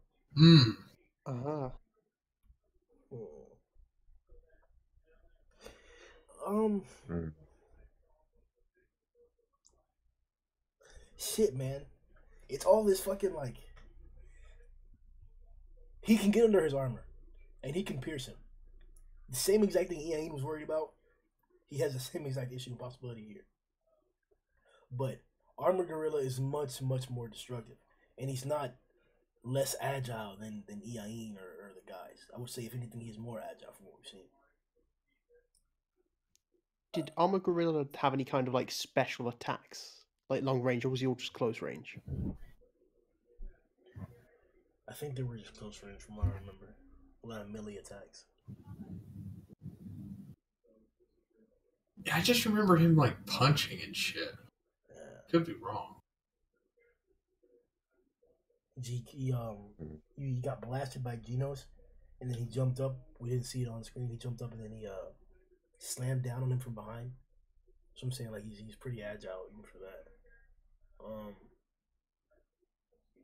Also, Devil Longhair is like Daffy-esque with his ability of his hair. They were all fighting all the hairs off at the same time, and two of them still got their weapons tangled, like, pretty badly. Yeah, I'm saying, so, like, I think he could, like, tangle up his arms to stop him from, like, if that's like, if that's like his only method of attack. I mean, yeah, that would be it. You know, to immobilize him and then pierce him. And he did it, so. All right. I'll go for Devil Longhair. Me as well. Yeah, same. All right. And then Face Ripper versus Showerhead. I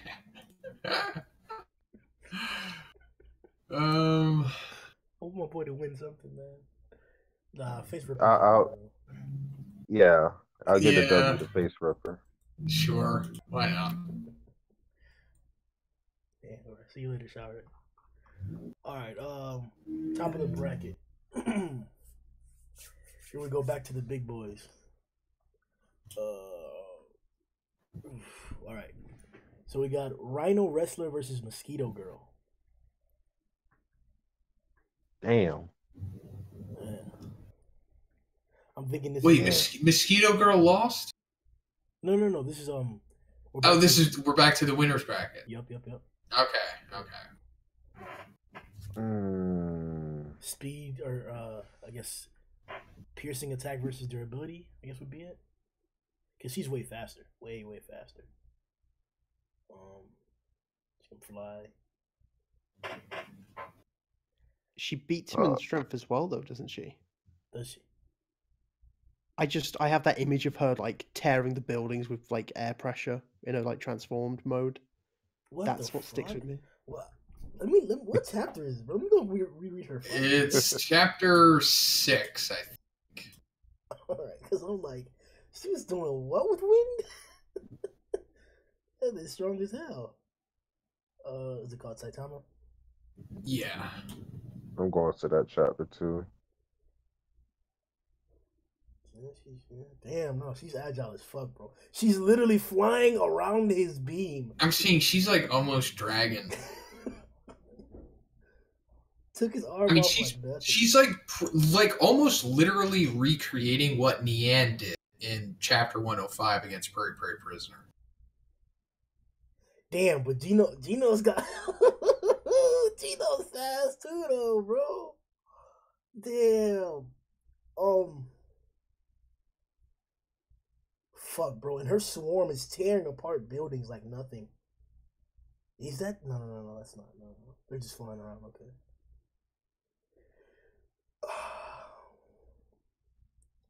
Damn, man. Yo. Mosquito. Fuck it. Yeah, I'm going Mosquito, bro. Did she set that shit on fire? Oh, no, that's... What the fuck? No, that was Genos who set it on fire. Genos is a fucking monster, bro. And then she survived Damn, she that, fucked up bro. Genos. She fucked up Genos bad, bro. Yo! Mosquito's a beast with it, bro. A whole barrage. I almost slapped the shit out of her. Oh my god. Naked. Oh man. He set her flying. What the fuck? This shit is hilarious. See, in the He anime, slapped the shit out of her. in the anime, she just like pops or some shit. Her it's her ass thing. Her blood sac on her ass that pops. Oh. But I mean, it's also implied in the anime. She gets sent into the atmosphere too. God damn. So a single slap from Saitama doesn't disintegrate her? I don't know. Maybe it's kind of implying that because she's like a woman, that Saitama didn't want to like completely kill her or something. I swear to God, I was about to say that next, bro. It just kind of seems that way because, you know, why are they clearly showing us that that's her body in the atmosphere and she's not just disintegrated from that damn slap? Which I'm sure he could do that if he wanted to. Sexism. I always thought in the anime like he hit her on the corner of the building and she just exploded from it. That's what I thought too, but then like I looked more into it because so many people were talking about it, and it does check out. Like it does show her going into the atmosphere, and it's like implied that like her blood sac thing that she has hits it, because we don't really see the blood sac in the manga, but in the anime it's prevalent. All right, so Mosquito Girl. Yeah, she's fucking crazy powerful. Get my vote. All right. G5 versus Awakened Cockroach.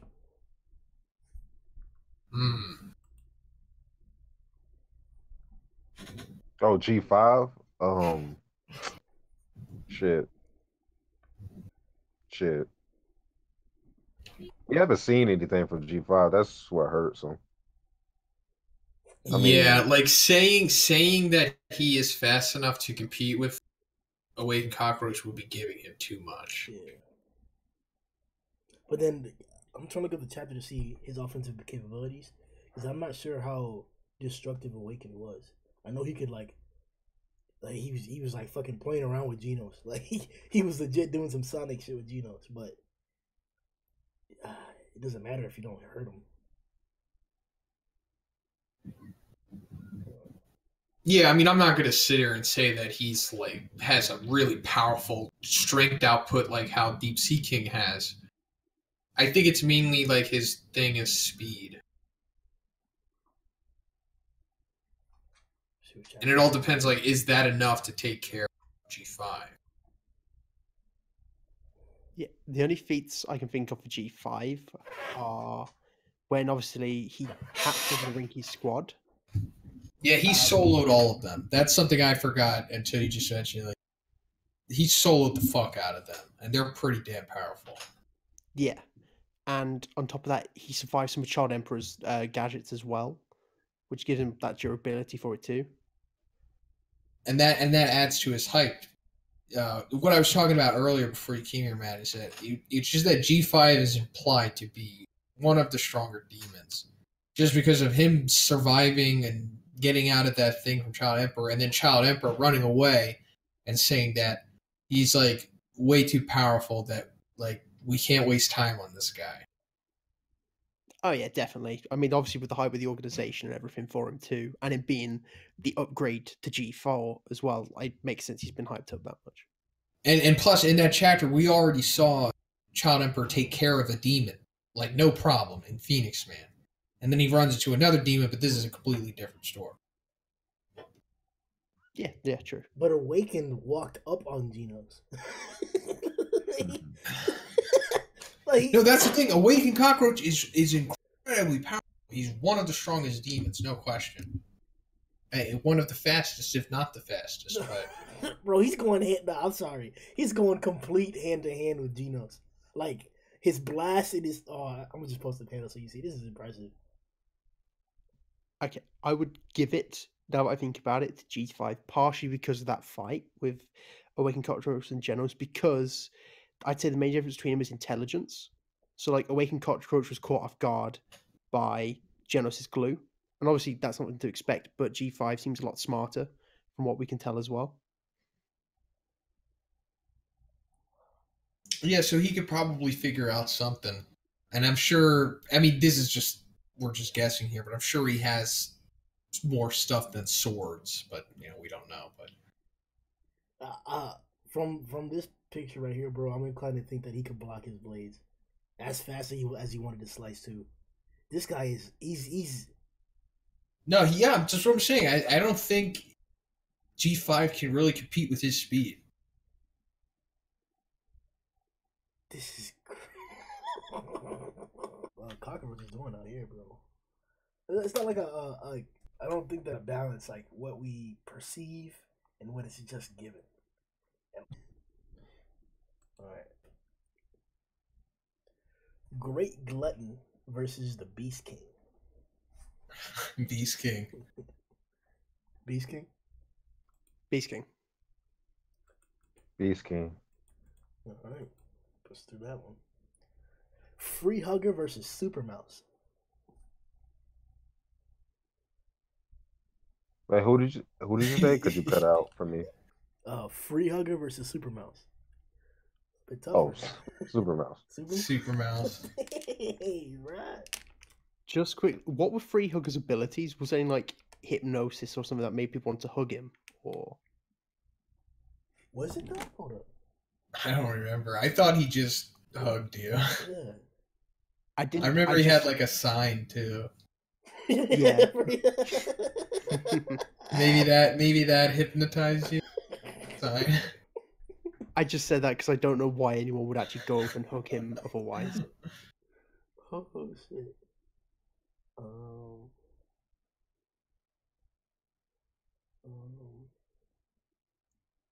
No, I don't think so. Cool. Yeah, Super Mouse then.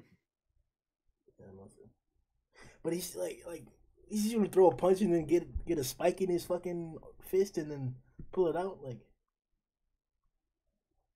I don't know, man. And then he can regenerate it. Yeah, keep fighting. He's powerful. And Free Hugger really just stood there. I mean, if he, what? I was gonna say, if he pulls a Puri Puri and it just hugs him and crushes him, then he would just regenerate after. Yeah. I think he'd die before that. I don't know how you kill a regenerative mouse, but it might be by hugging it. Alright, so it's 3-1 for Super Mouse.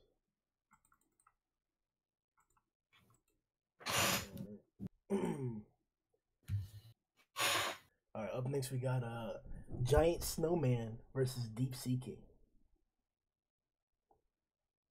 Deep Sea. Yeah.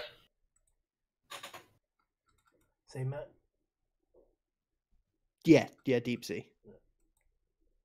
Alright, ooh. Haragiri versus G4.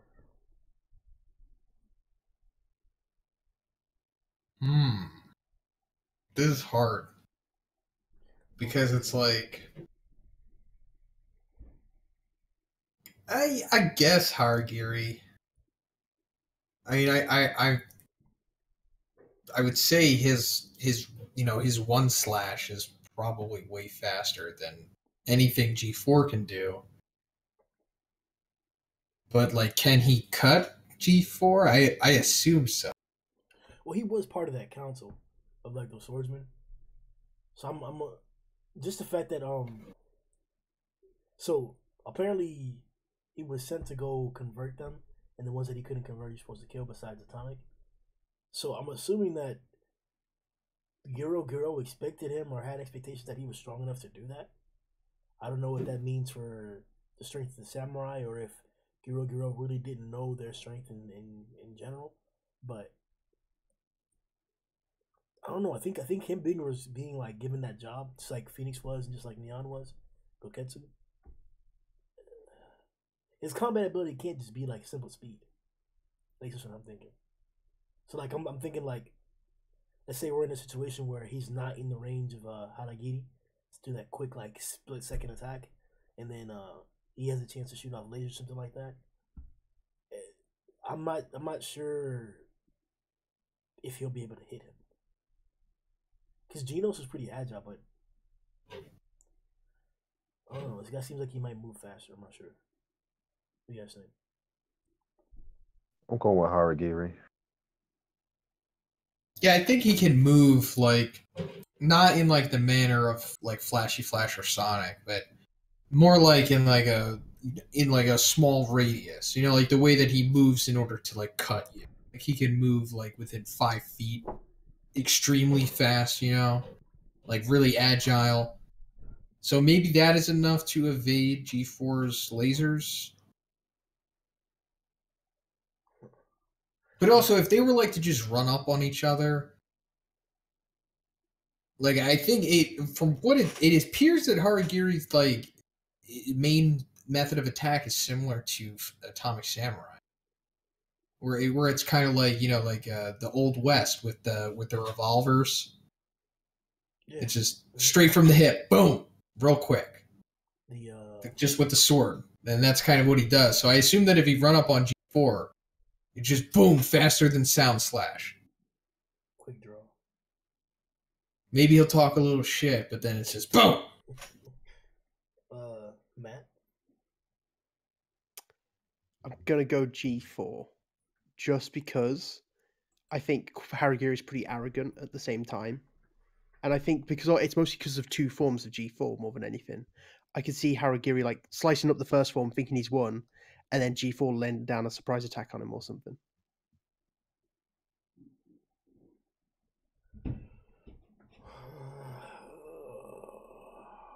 Satsuki? Haragiri.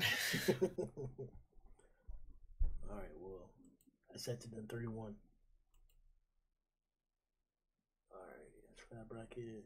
Alright, up next we got Grizzly Neon versus the Giant Crow. Oh fuck. Damn. I'm going Grizzly on this one. He was yeah, big. me too. Yeah, he was pretty fucking big with that. Seems like he can hack him up. Yeah, Grizzly. Even with the flying, you still have to fly to Grizzly to hit him. So, And he could probably Yeah, I jump. think. Like Yeah, cats I do was gonna. that. Yeah, I was gonna say that he could probably jump because he was in the air in one panel. So I'll go with Grizzly. big ass fucking cat, bro. All right. Bug God versus Surprise Attack Plum. But God, Once a bug god. Bro, if he can reflect bullets, he's gonna reflect that fist, bro. I don't know. Yeah, but Goro could reflect bullets, but he couldn't pierce bug god.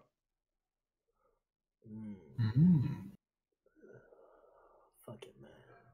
All right, you got it. I vote Bug God on this one. Same for you guys. Yep. Yeah. All right. So now we're in the consolidation section. Up first we got Awakened Cockroach versus Choze. Ooh. That's unexpectedly good. What's up, Luna Wolf? Wait, I thought you said you had Awakened Cockroach twice on. Yeah, but it was because I was looking at it incorrectly. It's the winners bracket and the losers bracket. You'll see it on screen. Yeah, but didn't Awakened Cockroach just fight? Yeah. That's what I'm saying. This is the losers bracket right now. We just finished the winners bracket. He lost to G5. Oh yeah. Oh, I forgot that Choze lost. Yep, Choze lost to I'm going with Awakened Cockroach. Yeah, I think he's faster than him. Choze's faster. And they both. No, I think Awakened is faster. Okay. And they both pretty much rely on like physical strikes. I mean, of course, Choze could do the energy ball, but he's not fast enough to really hit Awakened Cockroach. I'm leaning towards Awakened, but for the same points you mentioned, I'm not sure how much damage Awakened can deal to Choze. Like, sure, he could avoid him easily and for a long ass time too, but like,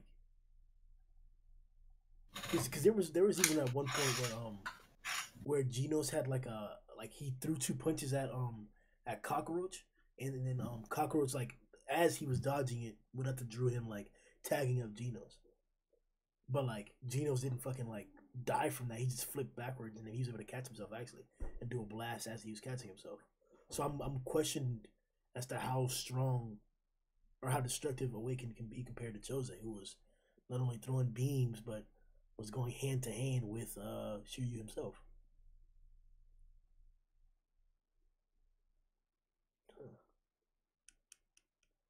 I mean, he does, but it just kind of gets to the point of where Suiryu kind of gets serious and just fucking destroys him. Turns it on, bro.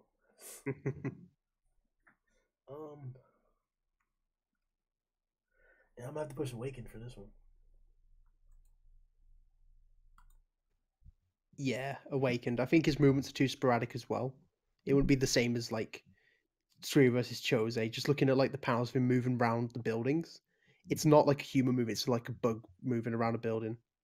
Yeah, definitely. That too, and like at the end of his fight with Genos, he like literally starts doing like the tenfold funeral that Sonic can do.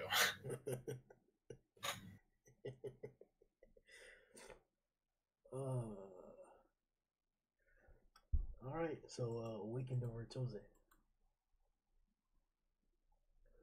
Next is Rhino Wrestler versus Demonic Fan. Versus who? Demonic Fan. I'm going with Rhino Wrestler on this one. Yeah, me too.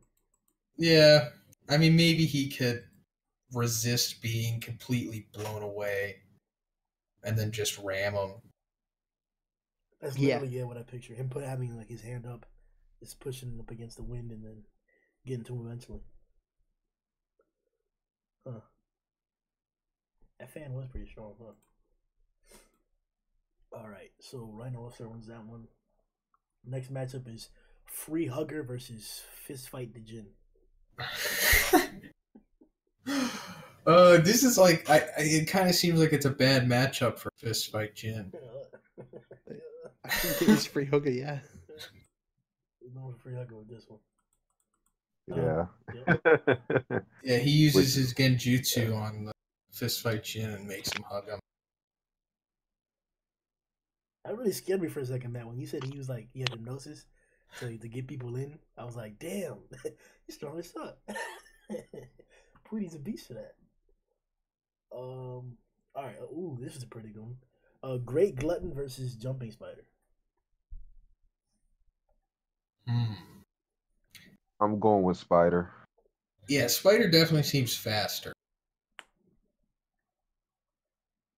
Glutton's huge though. Glutton is huge. Like bigger than Pig. Like 2 times Pig size. This is true. And Spider. The Spider. Yeah, I'm saying, like, what does the Spider really do besides just kind of tackle you? I think he's got webs as well. Yeah, his claws. Yeah, that's true. He does have webs. His claws are pretty powerful too, actually. Well, they were knocking back A and B class heroes, but they were knocking them back pretty significantly. And he dented the backpack of Child Emperor, I think it was. I think how we said earlier in the stream. Yep. But he just seemed so menacing and big. Like walking up on those on Royal Ripper and those guys when they were talking shit or whatever about the kid. And he's like, yeah, he is. He's freaking huge. Do you think if it comes down to it, is it a case of if like he could even take he could get Jumping Spider like in between his jaws, that's it for Jumping Spider? Yeah. I mean, I totally think he could eat him. I mean, if he had the opportunity to, he could easily eat the spider. But it depends on if the spider's too fast for the tub to even begin to eat him, and if the spider, his offensive abilities is enough to kill the Great Glutton. That's the part where the Great Glutton's the lack of information for him makes it difficult, because the way I'm picturing is the spider jumping around, hitting him with spider webs or whatever to fuck him up, doing whatever to impede him, and then hitting him with his feet. But at a certain point, when he hits him, that's when it's the best time for Glutton to attack him. So I don't know. I agree with the statement that if Glutton gets him in his mouth, he could eat him. But I think that Jumping Spider can evade him long enough to do enough damage.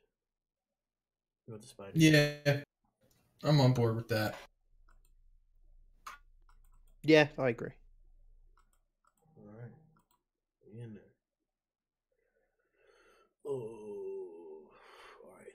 Up next, we have.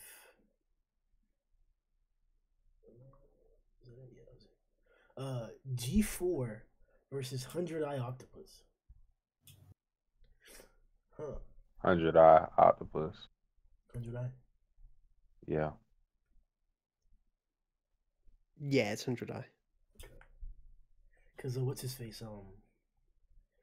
Gatling? El Gatling? Death Gatling? Yeah. He was firing off at Octopus. And they just left a little smoke marks there. I didn't even dent him or anything. I'm thinking, how effective would lasers be? True. And 100-Eye Octopus did one-shot Bones as well, so. Yeah. Alright. Man, I hope Bone comes back. I need more Bones. I need him so bad. That was the guy with the milk, right? He was like, some shit like that. Yeah. Yeah. He looks just like Twice from My Hero. He's just a man in a skeleton costume. Up next, and he drinks milk how Sato eats sugar. Yeah, and then he gets full body fractures. Now my bones are 5 times stronger. Great moment. Bam! Great character. Underrated chapter too. With the 100-Eyes Octopus throwing the train car and it going over Bones and the other dude that he's with. That is That is actually a fantastic moment. Yeah. All right, so right now we got Giant Snowman versus Vakuma. Vacuum. Vakuma. Really? Yep. All right, lead the way, Satsuki. He has the fire. He has the fire That's element. right. Yeah, we are giving up. Matt. Yeah, no, you're right. It's the fire. Through the fire and the flame. You going with that too, Zhoniin? Yeah. That size really didn't matter after a certain point, huh? Nah. I think it's just comparing like a hairdryer to a snowman. Eventually, it's just. All right. Up next, we got Surprise Attack Plum versus Devil Longhair.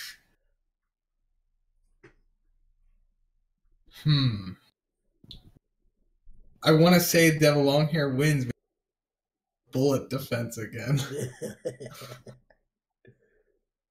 Yeah, I'm going with Devil, man. He can do a lot, man. I mean, cause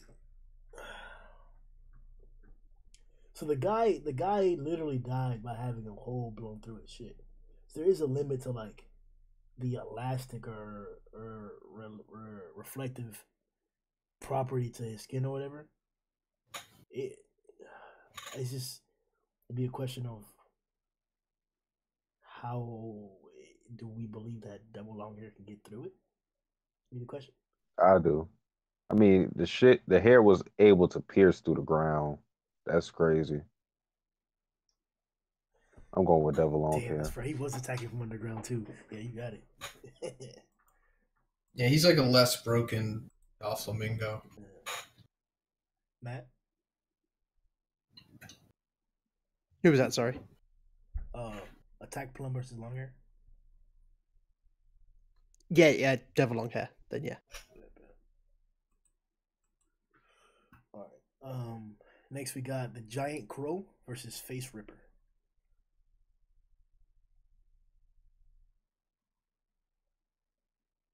Giant Crow. Size over blades this time. Yeah. Yeah, because like what's Face Ripper really gonna do? He was pretty agile. And he blocked one of the energy beams that Gino sent. He blocked one of them with two of his blades. So that's right, he did. Yeah, so he's moving out there. It's just that flying thing and that size. Well, actually, I don't know, man. If he can clip a wing, would it be like? Yeah. Would it have been like Genos versus Elder Centipede, except without the defenses, kind of thing? Because he would, because Genos had those blades as well. Like, would he just like go out, jump on, and just start slashing up the Giant Crow? That would be the optimal strategy, yeah. And the Crow didn't have any special properties, so I don't know. Can Face Ripper get on the Crow? I mean, yeah. I mean, if you can, I mean, he could totally. But it's like, how easy is it?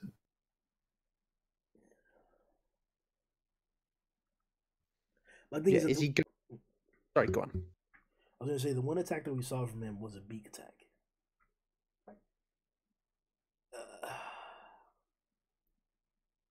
That involves bringing your physical body, which is Face Ripper's target, with you. So whenever he comes to attack Face Ripper, that is also the time when Face Ripper can get on him. And coincidentally, that's what we literally saw from Face Ripper: agility in small spaces. So it depends on how destructive, I guess, Giant Crow is. Can he kill Face Ripper with one attack? That's the thing. I guess it comes down to: do you think, let's say, like the one attack we saw from Giant Crow is basically like a dive bomb, really? If he's dived Face Ripper, could Face Ripper dodge it and then use that time to jump onto Giant Crow?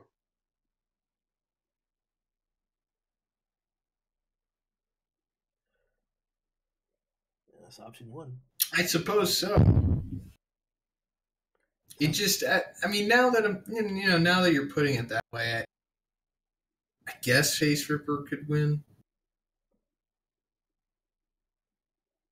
You think he can create gust attacks? Like with his wings and shit? Yeah, probably. I don't know, man. Satsuki, what are you thinking?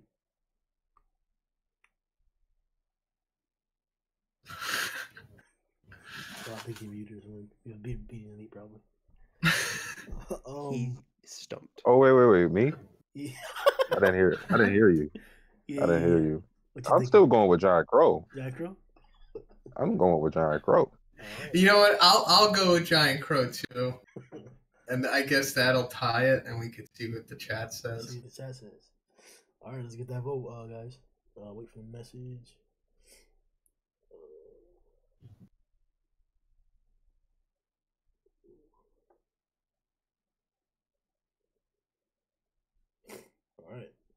All right. Viewers, vote below there. You have a minute to let us know what y'all boys think. Giant Crow. He looked That's one thing that I super liked about the trailer or the preview trailer, like the how the crow looked once he was inside the room with Saitama. Because in the manga, he's colored and shaded in a peculiar manner, and it looks so fucking amazing. And you can tell in the animation for the anime that it's different. It looks like crisp and darkened and hardened. It's no homo. It's bad. Yeah, I know what you mean. Especially like if you pause the trailer in the very beginning, like just right, you could see the Giant Crow like coming in on them. Yeah, from the On background. King Yeah. and Saitama. I think it was like that in the manga too. Yeah. Yeah. No, it's like a recreation of that panel actually. It's almost identical. You know what they do? Okay. Oh shit. Wait, is the chat? The chat is conflicted as well. We are tied, bro. You know what? I'm gonna change my vote to Giant Crow. Nah, none of that. All right, come on, viewers. Let's get this tiebreaker. We just need one more.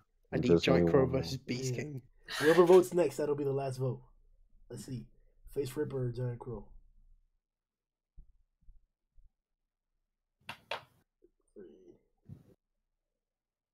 Come on, Marcus. Come on, viewers, vote. Let's get this tiebreaker out.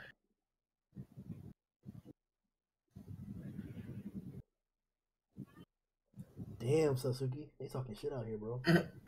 No, he's mad because I said I would rather have Fubuki as a wife than Satsuki. I mean, I'm just saying a fact. Yeah, man. Fubuki looks better than Satsuki. Satsuki is a better character, though. I mean, she's the main character, isn't she? What, Satsuki? She's a main character, but she's not the main character. Oh, that's the like the head student or some shit like that. Well, she's the student council president. The main character is Ryuko. She's like the rival in Kill la Kill. Yeah. We're really not gonna get this tiebreaker, are we? Come on, viewers.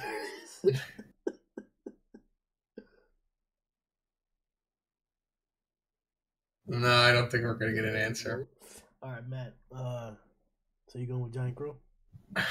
Yeah, Giant Crow. Giant Crow, all right. Yeah. He almost had a guy.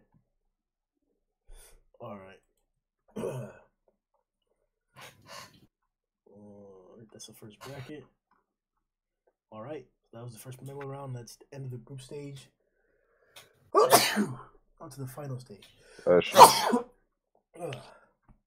Thank you. Ooh. This part before, all right.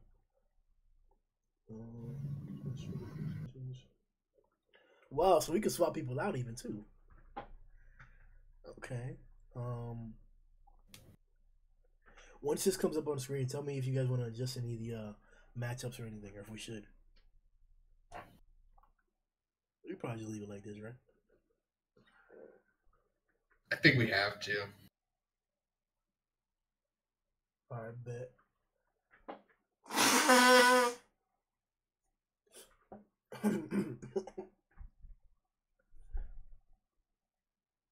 All right. So then, round one. Match one is Valkuma versus Devil Longhair. We already asked this For real? in a podcast, yeah. Oh, that's right. Yeah, that was the podcast. Yeah. Devil Longhair won, right?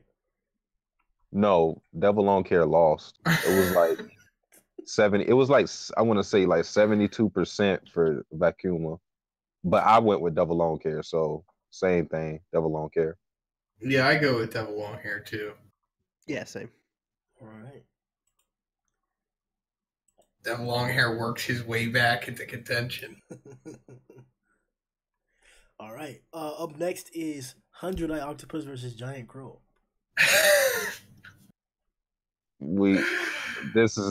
I can't give Giant Crow anymore. I just want to see how far we can push Giant Crow. That's immediately what I thought. But I can't give it to him. I think this is Octopus's win. Oh shit! All right, pushing up. All right, round two. So up first is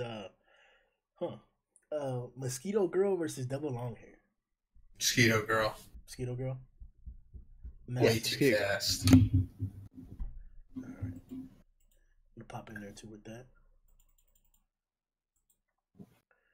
Bug God versus Evil Eye. Where the fuck is Evil Eye been? I don't know. Evil Eye's cheated. What the fuck? Did we even do him? No, he's cheated. Oh shit! I really don't think What we did this happened? shit. Evil Eye just had a bye to the finals. Oh fuck! How many people were in there in total? 34. I thought. No, he's really not there. Yeah, so wouldn't he have had Just like showed one up. fight and then just gone straight through? I don't remember breaking him down at all. Nothing. Yeah, we didn't. No, he wasn't. He's not there yet. How did he sneak in there? That's hilarious. What I like is Evil Eye might have to go out and Crow and Giant Crow. Or no, how about right now? Evil Eye versus Giant Crow. Oh, who knows? I don't know, bro. Those wings, man. Oh shit! All right, let's get the cancer started now. The Great Bug God versus Evil Eye. So we're just accepting him then? Yeah, man. Alright, that's fine. He is pretty damn powerful. So it's realistic that he would make it this far. Yeah. He also is the only one to take on Tatsumaki head on. Yeah. He didn't get one shot at immediately. He had somewhat of a moment, but Lifting buildings. here's the thing. It's like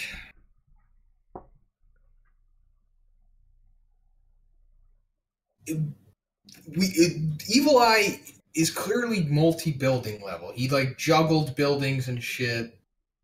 And well, not juggled, but he threw a gigantic building at the S-Class heroes, like massive. Like I don't really think any of the demons physically could lift a building like that. I mean, they could probably bust a building. I mean, evidently since Deep Sea King could, but throwing a building is a whole different thing.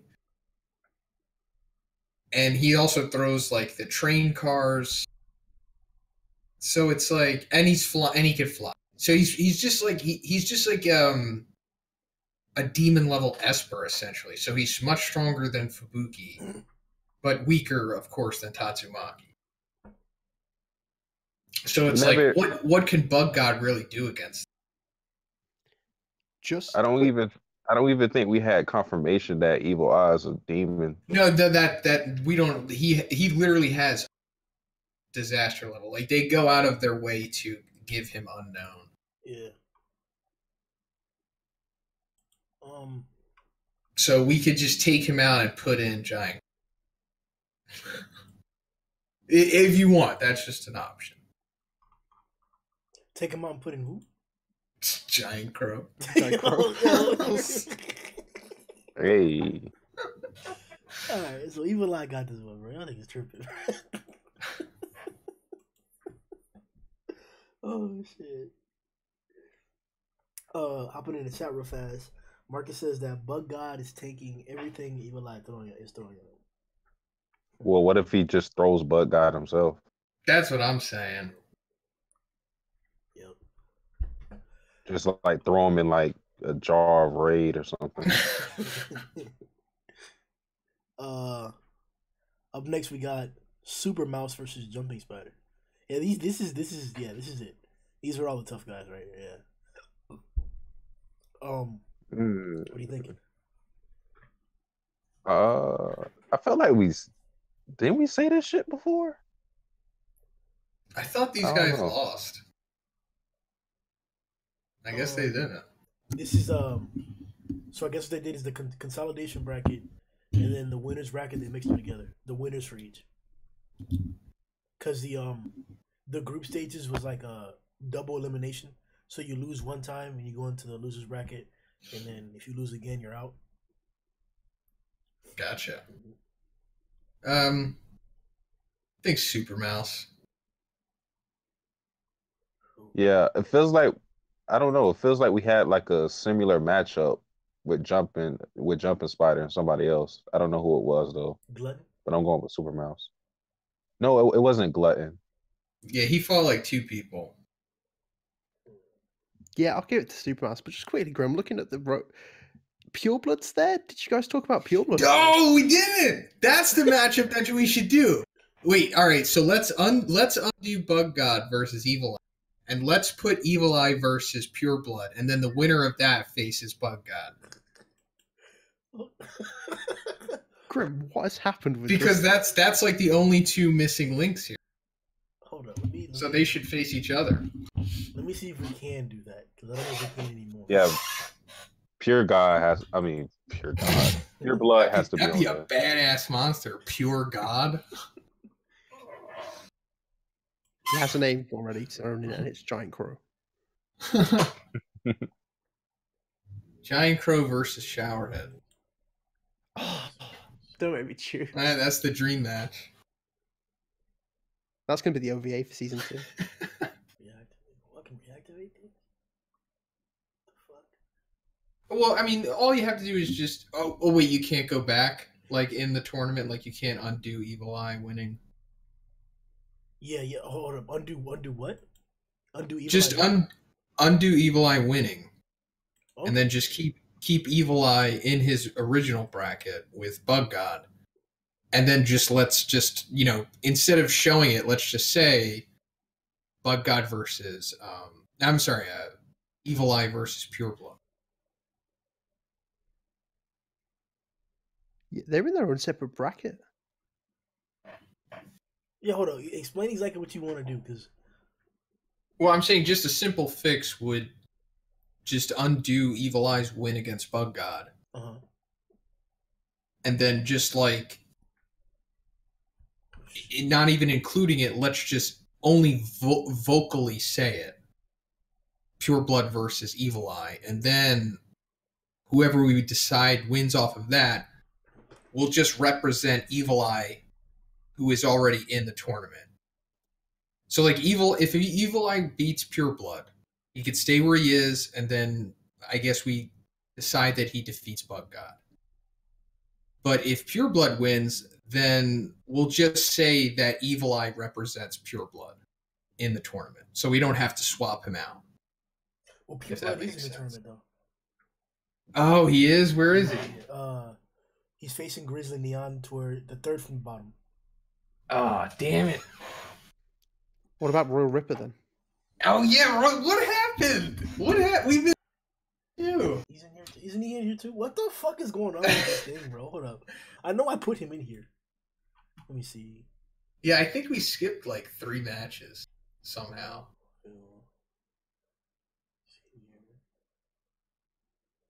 What the fuck? Face. Bro, I typed. Oh, hold on. Let me go to participants because this is weird as fuck, bro. Right, so ones we're missing just on the way. So we've got Eyesight, Royal Ripper, Eyesight. Oh, Macho Daikon. Oh, that's right. Yeah, the Medusa. Macho monkeys. Daikon. Scale. Wait, no, I don't think Macho Daikon. I think it was implied that he was a tiger. I think he's supposed to be. I'll double check. I mean, if you want to get super technical about it, I think he is originally as a demon in the chapter, but then after the Shirley brothers defeat him, they're like, oh, this guy was probably a tiger. Oh, so it's a false ranking thing, like with. Yeah, that's the recurring thing in the chapter, the false rankings. Okay, yeah. All right, so apparently Royal Ripper, I didn't add him to the participants thing. But Pure Blood is in there, so that's why he's able to show up. That still doesn't explain why they showed up in here and nowhere else. This is fucking jank. What the fuck? Alright, but let's keep pushing it. So we said Evil Eye over Bug God, right? Yeah. Well, I mean, the chat disagrees, like, entirely.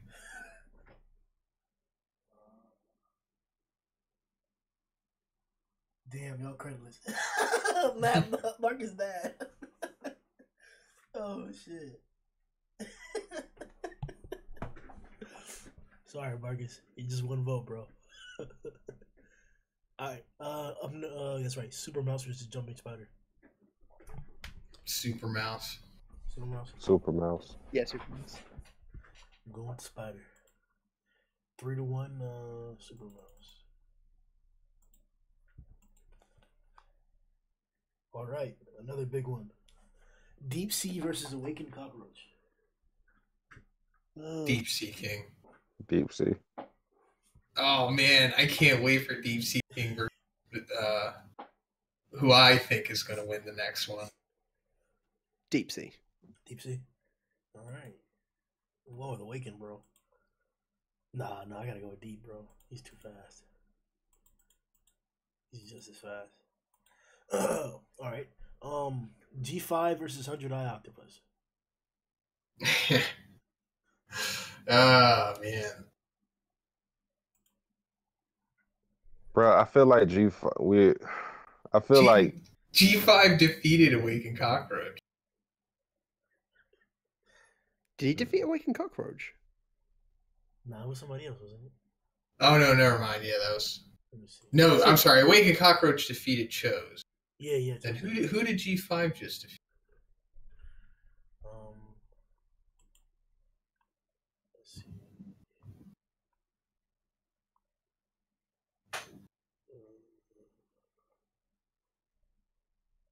Wow, it's just gonna tell me G5's not in the tournament either.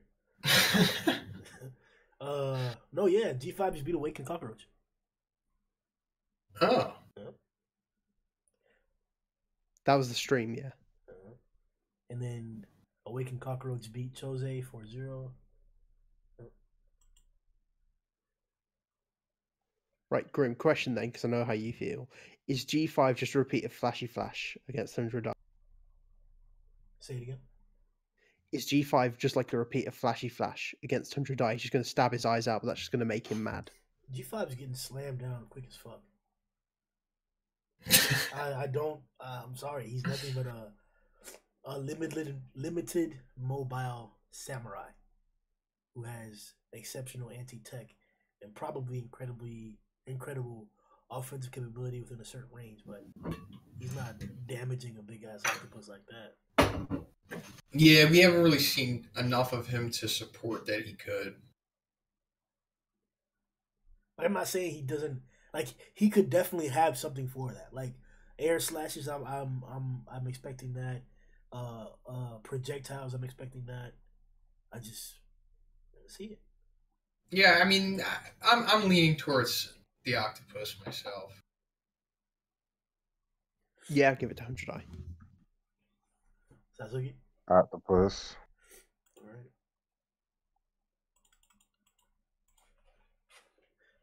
Grizzly Neon versus Pureblood.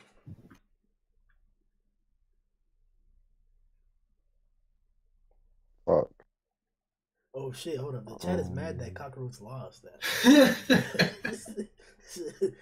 How did Cockroach lose that? Zhoniin, you did a video on this. What's with this deep sea king wank? Whoa! All right, dual binoculars. Should we reevaluate the conversation or? No. Let them be mad. All right, man. I mean, shit, man. Like, fuck. All right, he said no. So, Grizzly Neon versus Pureblood. Where are they fighting?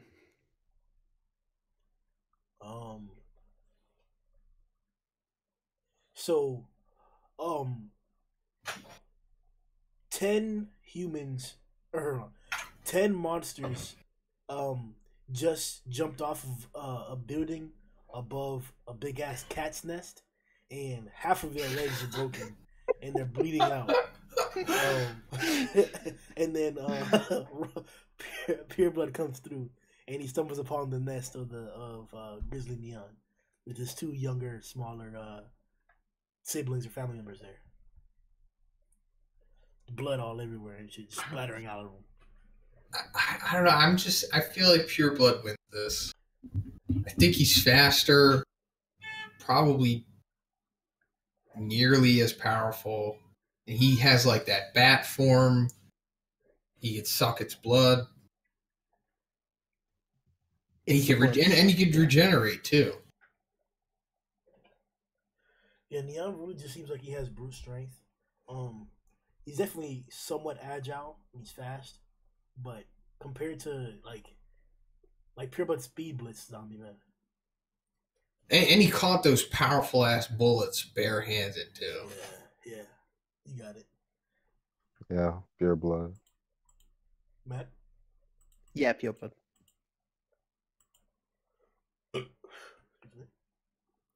Beast King versus Free Hugger. Beast King. Beast King. Free Hugger, man. All right. I'm surprised he made it that far, to be honest. I don't know what's going on with this. He has like one win. Or maybe two. I don't remember. Oh, shit. Haragiri versus Rhino Wrestler. Oh, that's actually okay. Because I assume that Haragiri is above E-Iron.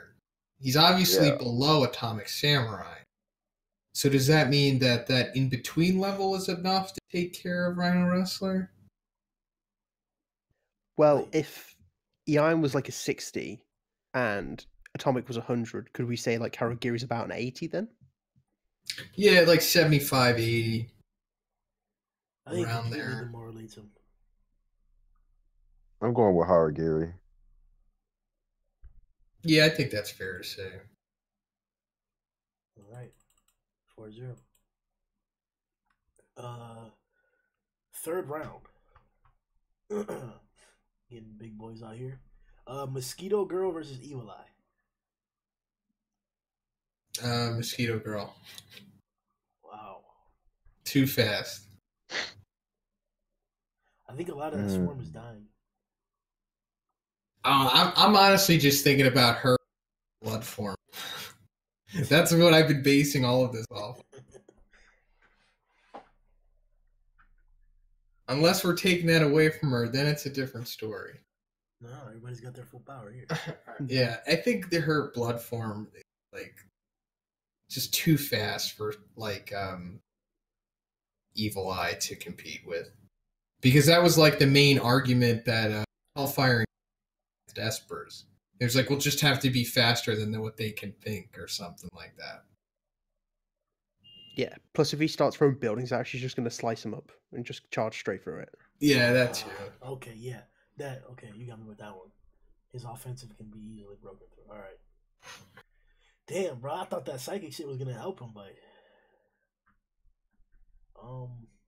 Satsuki? Mosquito girl. Damn. Sorry, Evil Eye. You only got to play once. Up next, Super Mouse versus Deep Sea. Deep Sea King. They were right, bro. How did he make it up here this far? Like, The more we Wait, say Deep Sea it, King versus who? Super Mouse.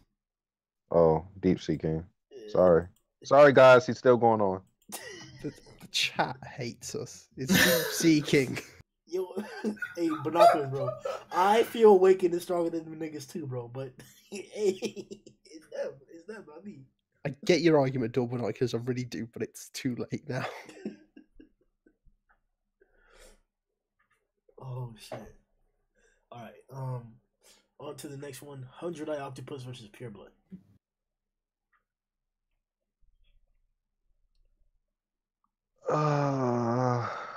Octopus.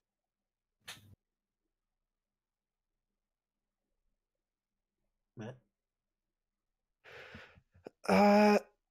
Yeah, Octopus. I just don't know what Pure Blood could do against somebody that big. Yeah, I'm thinking. He's kind of limited. Well, here's a quick question. How does Pureblood's offensive power compare to Deep Sea King? Well, he's not an established building buster. I don't think it even comes close to that. I don't think he can destroy a building. But so here's if he breaks himself down into like all those bats, that would certainly do something. Because he when he broke himself down into all those bats, he was able to suck all those spotter monsters. But I don't remember how many bats he can become. I don't think it's like enough to cover 100 Eyes Octopus, but it can do something. It's the amount of bats were definitely larger than his own original service area, but that weakens his offensive capability. Like, sure, he can suck up in different places and stuff, and that might even help him stay healthy and avoid for a long ass time period. But I'm not assuming that he's gonna fight the octopus in his bat form the entire time. Yeah, I mean, yeah, that's what I'm saying. It's like, is the bat form enough to get the job done? No, it doesn't seem like it is. You still going with the octopus, Satsuki?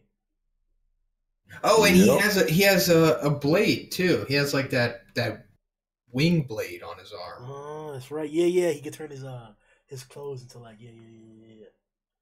Damn, yeah, he could run up him and then cut him, but we already saw that too. It was flashy flash. Yeah, flashy flash didn't work for him. Then yeah, I gotta go with 100. Yeah, 100 Eyes can have it. Matt. Yeah, 100 Eyes still. You seeing what they're saying in the chat? No. Deep Sea King is a beast. Octopus. Blastard is the only one with credit in the community. And Sundown. Sundown said that Phoenix Man was weak. What? Debunked. Never mind, only black. As he chops 100 eyes, he can heal off his blood. Yeah. Oh, ooh. Huh. Yeah, but then he's like, this is all under the assumption that Octopus can't hit Pure Blood, and I know he should be able to hit it at least one time. And that one time, that should fuck him up enough to where he's gonna need to heal. He's gonna really need that. But alright, the next one we got up is Beast King versus Haragiri.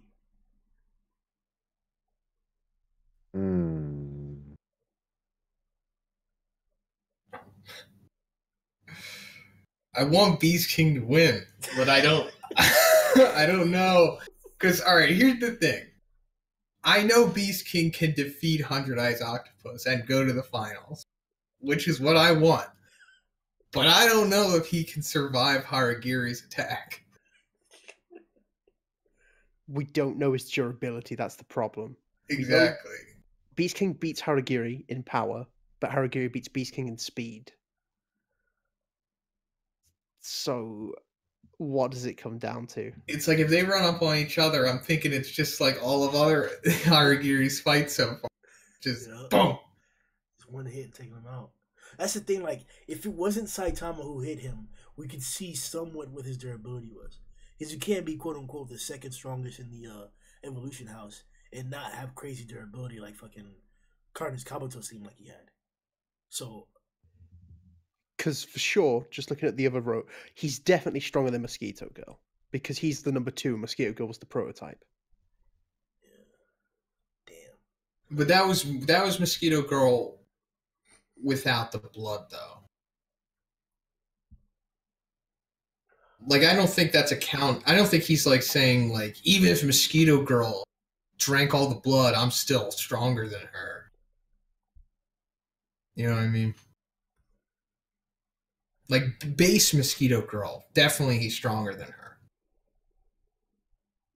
It's just because he's doing similar. I know she like decimates a building, but even before like he like breaks his chains and stuff, he's already. But this isn't the fight we're talking about in any case. But no, I'm saying is that like I'm not disagreeing that he's not stronger than her, but I don't think he's as fast as her. Yeah, definitely. The only thing I'd say is his Lion Meteor power shower. Like, that attack is wicked. Yeah. But, I mean, is it faster than the speed of sound? Is it? That's the question. I have, like... Okay, so, like... Here's one of the things that made it more impressive what Harigiri did. He wasn't only just in the presence of, like, Atomic, who we know for a fact was going to kill him, but he was around 3 other guys who are around the same range. This is all translation what I'm about to say next. And viewers, you don't have to take this into account whatsoever.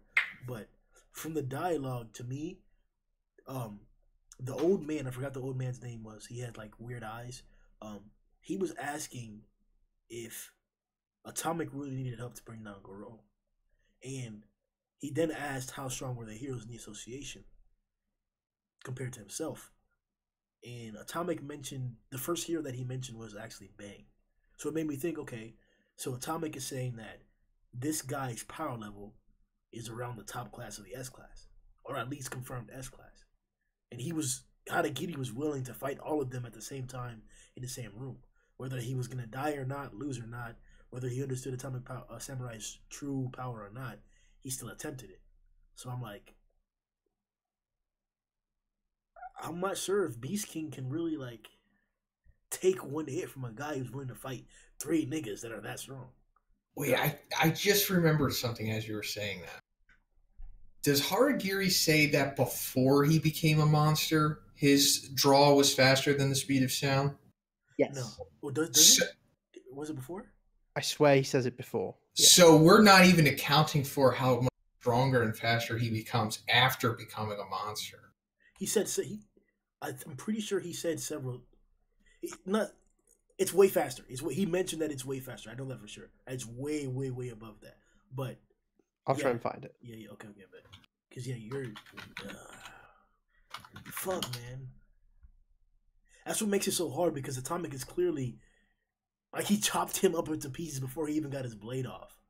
But that guy was talking like he was cash shit. Like Harigiri was like, "Oh, your niggas fucked up. I got my hand on my blade already. Like, drop your drum." I was like, "Whoa." So, no, I wish we could have seen Harigiri versus somebody else because he probably would have fucked them up. Yeah, unfortunately, he's fucking dead. But he's one of those the Hellblaze and Galewind types, where that single attribute that they may have is so effective that. Oh, wait, I got it right here. He's like, know this, I always drew my blade faster than sound, and now I'm even faster. Yeah, that's what it was, yep. So, holy shit, I've kind of been undercutting him this whole tournament. Mm-hmm. Luckily, he made it. Yeah. Man, I'm thinking he takes the Beast King. Satsuki? My bad, I'm looking at this shit on Twitter. Fuck. Is it something I'm going with crazy? Because Hargiri. the last time you said that, we found out that 21 Savage got. You didn't hear. I don't know if y'all heard about it, but rapper Nipsey Hussle got shot outside of a store in L.A. Oh shit! Wow. Yeah, this just happened. Like I want to say 30 minutes ago. No, like you said the same thing about 21. Like, dude, you're like, yeah, this just happened, and that was huge ass news. Wow. But I'll go with Hargiri. All right. By the way, Justice for Cockroach, the new hashtag for the stream. Justice for Cockroach. Hey, bro, I'm pushing the bandwagon, bro. I was upset with that one, bro. I had to keep going. Corrupt judges. All right, damn. We're into the semifinal round. All right. Damn, I wanted Beast King to win. It's all right. I was certain he was going to win. Mosquito Girl versus Deep Sea King. Here we go. This is essentially like the finals. Yeah. This is the matchup, bro. Yeah.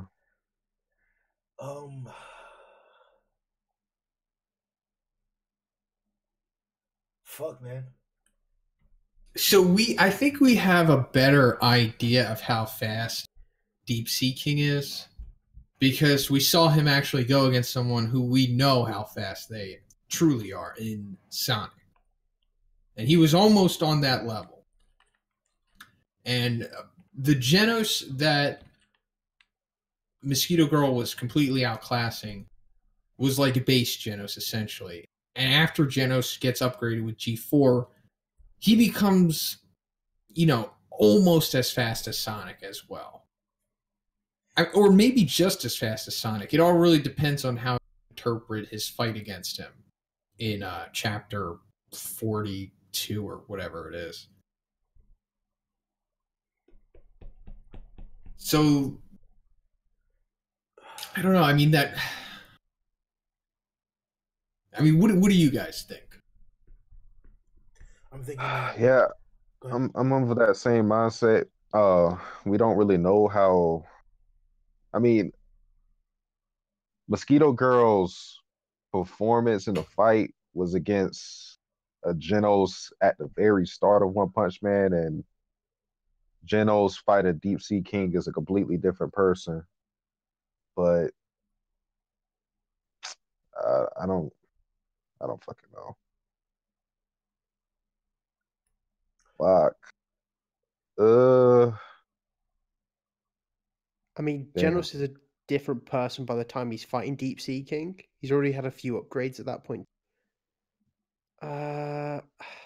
See, that's the same case they made in the chat for earlier for Cockroach. They're like, in the VGS simulation, the same Genos that fought Cockroach two-shotted the SK. But it doesn't mean that, like, we know that Genos gets different kinds of upgrades in different scenario situations. Like the recent one where he got powerful arms instead of anything else. Before that, when he got upgrades to tailor himself to compete with Sonic.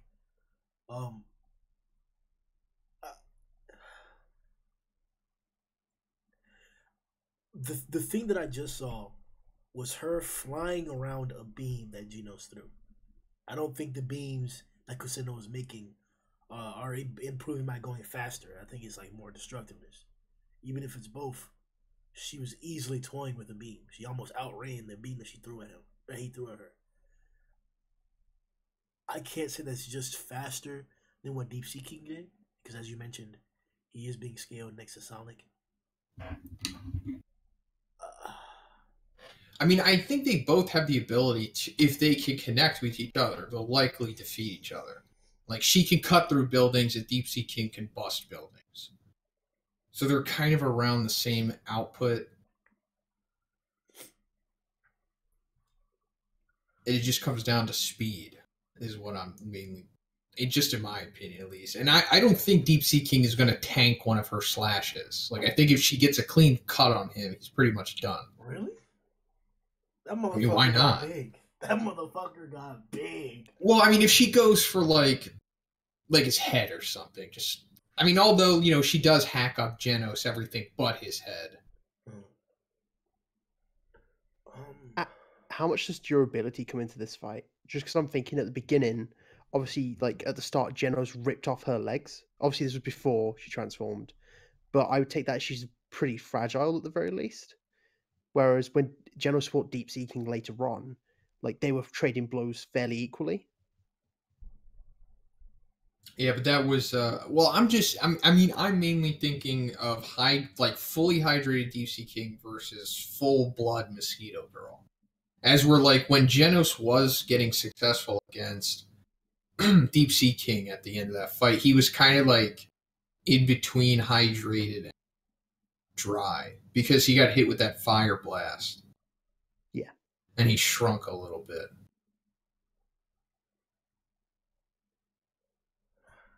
Hey, yo, Grimm. Yo. I gotta head out soon, or well, right now. But I'm gonna give you my picks before I head out. All right. I'm giving this shit the Mosquito Girl, and I guess I'm gonna have to give situational picks too. With the next one, Octopus versus Harigiri. I'm giving it to Octopus, and then I'm gonna have Octopus winning the whole damn thing. Those are my picks. All right, bro. We'll see how that plays out, man. All right. All right, bro. Thanks for coming through. All right, guys. Yeah. Appreciate it. it. All right. Yeah, for me, the speed of Mosquito is what's impressing me. The durability and strength of Deep Sea is impressing me too. But like you mentioned, she has strength as well. Potentially too that there's a limit to how strong he can get, while there may not be one. And she can also replenish herself by getting that. It's like he can, but not to the same degree. I'm gonna go with Mosquito. What do you say, Matt?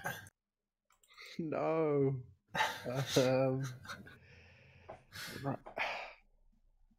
I'm gonna go Deep Sea. I'm gonna go Deep Sea too. Oh shit! So here you go, chat. Here's what you want. You pick the winner. Yeah, you guys pick. All right, get ready for it. Watch out for the comment below.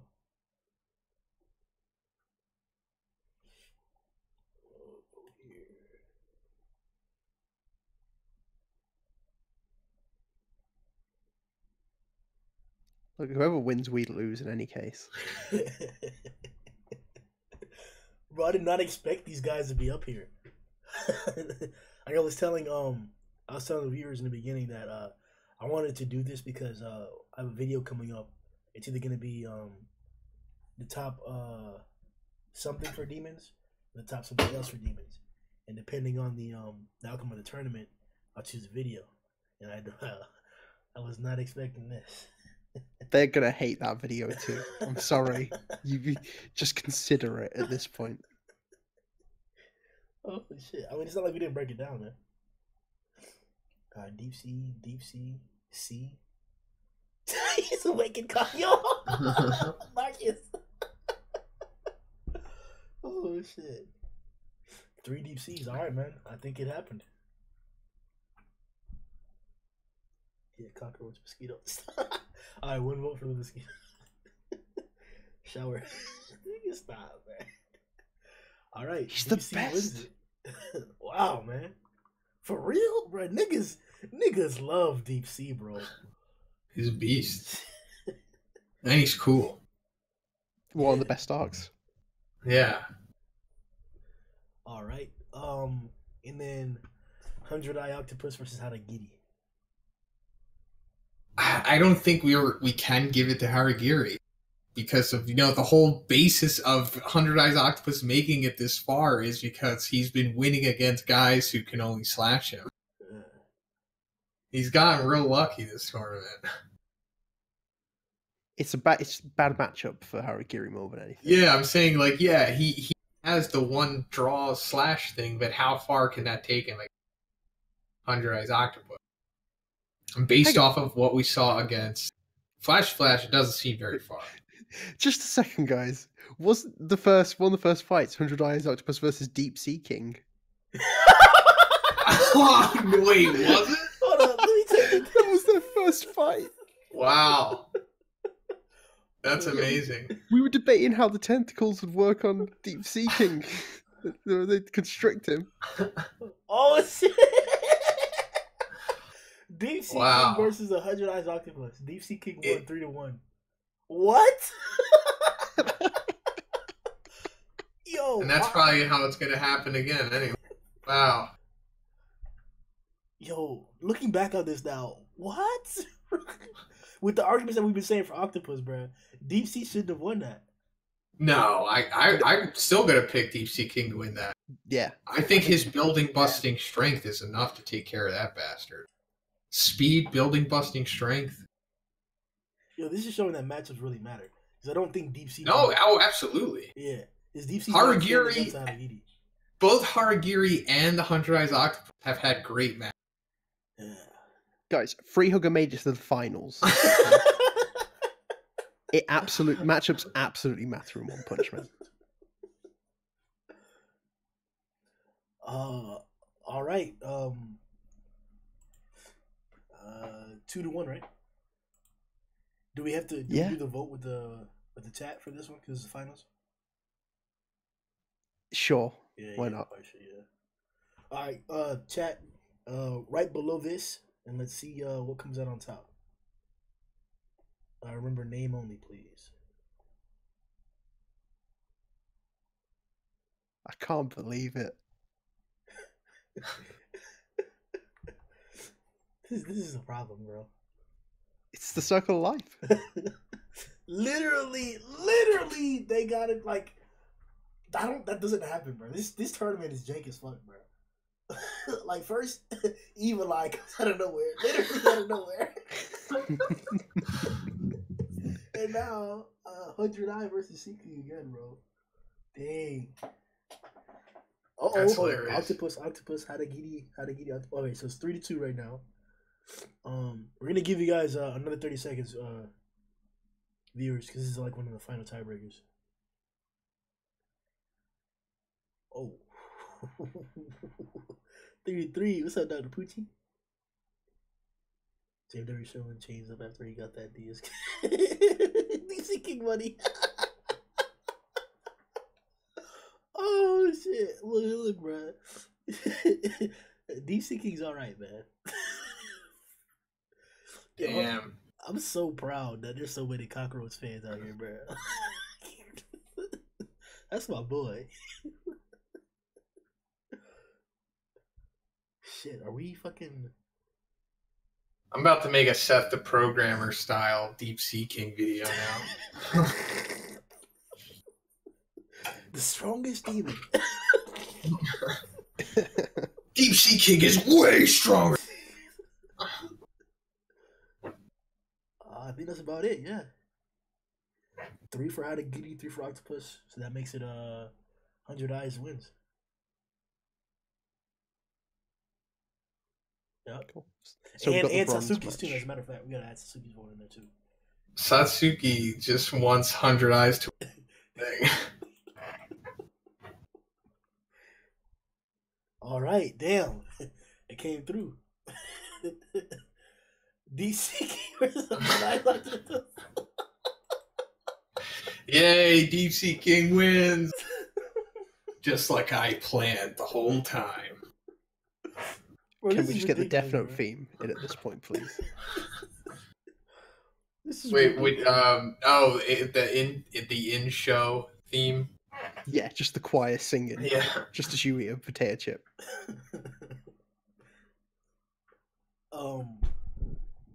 So is it still the same or like?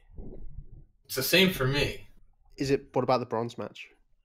Oh, yeah, see, that's an interesting... Because they are 2 glass cannons. All right, let's do the final vote for this to see if the viewers are gonna change it, and then if not, we'll push on to the last one. So vote below for Deep Sea King versus 100 Eyes Octopus again.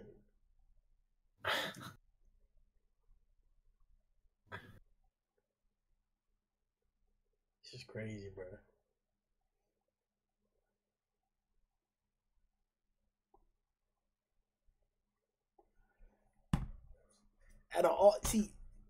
There were so many different demons to choose from. I really was not expecting to see Deep Sea King out here, or even Octopus, man. I really wasn't expecting to see Octopus. Fucking Beast King was maybe an option, but I didn't think people knew about him like that. Grizzly Neon, I thought people hated Grizzly Neon. Yeah, everybody else is pretty much expected to be, or not expected, but they have the right to be up here.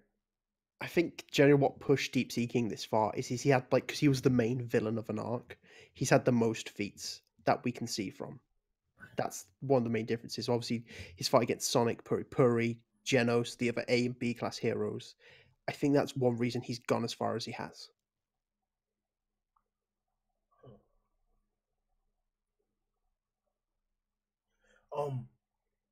I'm gonna put my vote on the Octopus.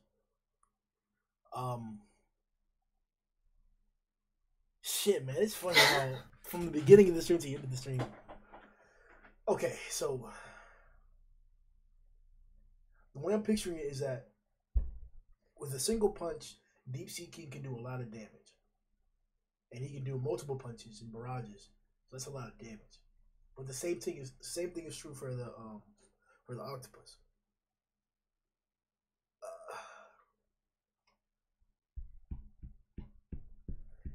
Fuck, man. And the multiple tendrils that he has allow him to attack different targets at once. I can't give it to him. It's gotta be deep. It's gotta be Deep Sea. Yeah. But then we're even, aren't we? Because that's 2-2. Satsuki wanted 100 Eye Octopus, right? Yeah. And then what does... It's 3-1 because you guys both voted Deep Sea and then I just voted Deep Sea.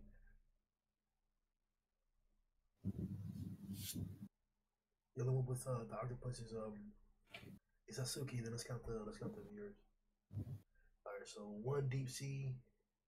So is it 3-2 then to Deep Sea? Yeah, me, you, and Grimm versus Satsuki in the chat. Let's see. Okay, so Deep Sea got 1, 2 votes. And then Octopus got 1, 2, 3.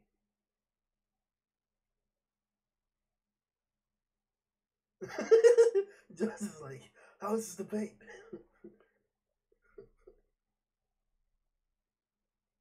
All right, yeah. I want us to... Can you go through, like, the scroll of the live chat when it's all done? Because I swear Joseph was at the super beginning. He was like, oh, I want to go stream, everything like this. And at the end, he's like, fuck. That's exactly what happened, bro. I think if you rewatch the video, you're able to access the chat as the timeline goes on. So you get to see them actually comment in real time and shit. I know he was hype as fuck at the beginning, like, oh yeah, they're cool, good shit. And I was like, God damn it, cockroach! Oh shit! All right, so I guess Deep Sea wins it. Wow. Yeah. We're sorry, chat. Deep Sea King, the greatest demon of them all. And then for the bronze match, Hadagiri versus Mosquito Girl. So, is Mosquito Girl several times faster than the speed of sound? Honestly,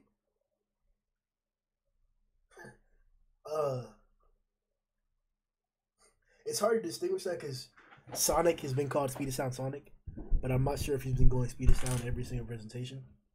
And she has had physically drawn depictions that are similar to his.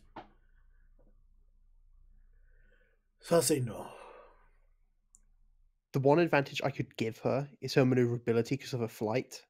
That's the only kind of thing I could think of that would maybe give her some edge. Yeah, but at the same time, she still has to come to him to hit him. The same thing. Oh, wait. I totally forgot. She can just sit back and send her swarm of mosquitoes at him.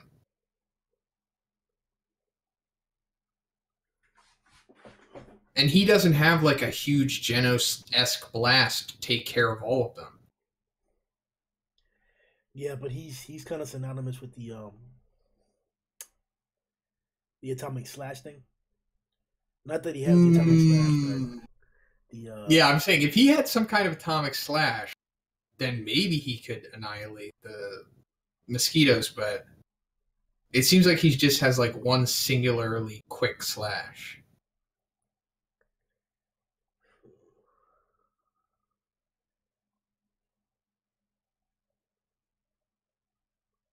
I don't know.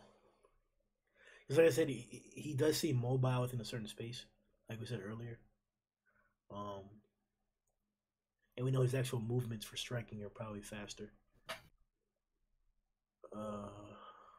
Yeah, I guess it would depend on can he ward off the swarm and then what Mosquito can do to like actually kill him after that. What do you think, Matt? I don't think he could fend off the swarm. I think he could hold him off, but that swarm was massive, and I think it would overwhelm him.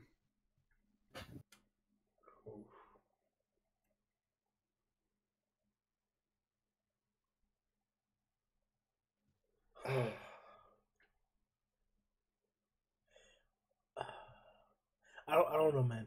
I think I'm gonna push the. It's like you said, we haven't seen it, but I'm pretty sure he can't. It's not like he can just slash one time.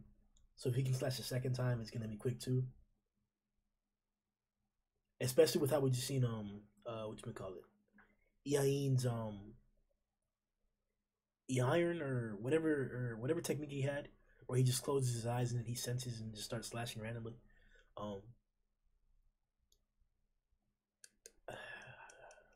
Yeah, well, I mean, yeah, that was pretty damn striking all of the hairs away, but we're talking about like, I don't know, 1,000 hairs versus like a couple million mosquitoes. That shit turned black, bro. The sky Yeah. black.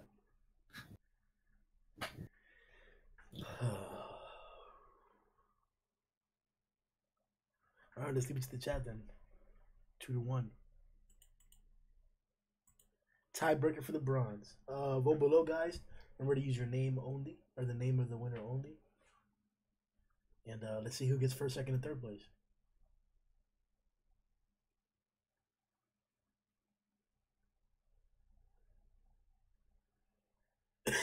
Yo, these niggas are going out there.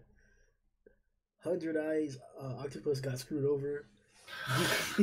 Deep Sea King is savage. I honestly can't believe this happened.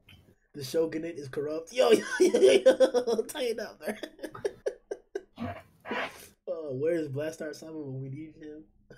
When the world needed him most, he disappeared.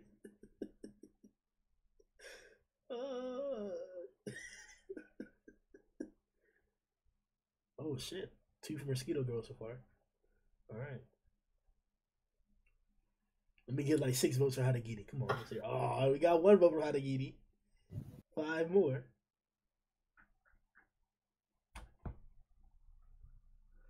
Damn, man. So niggas think that Supermouse is strong as fuck, huh? Alright. He survived the whirlwind iron cutting fist from pre-woke arrow. Pretty significant. I mean, just so we're clear with everyone in the chat, the actual strongest demon is Marogori, right? Technically, yeah.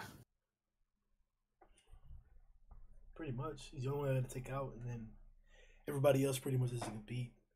I don't think the Octopus was going to have a good chance against him. Maybe, but that'd actually be a maybe right there. Surprisingly, we didn't get any colossal fights. Yeah, a single one. No, dude, I'm telling you, if he went against the Octopus, he would one-shot him. One of his punches wiped away portions of the city. and the octopus could only hug like a building at a time. Yeah, at the biggest we saw it.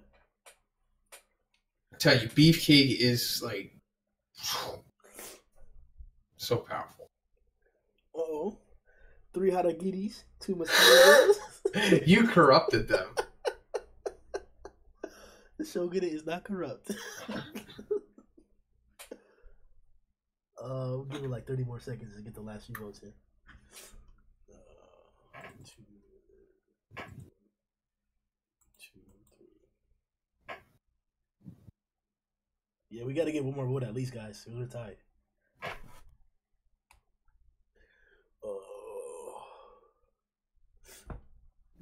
Damn, man, this is like.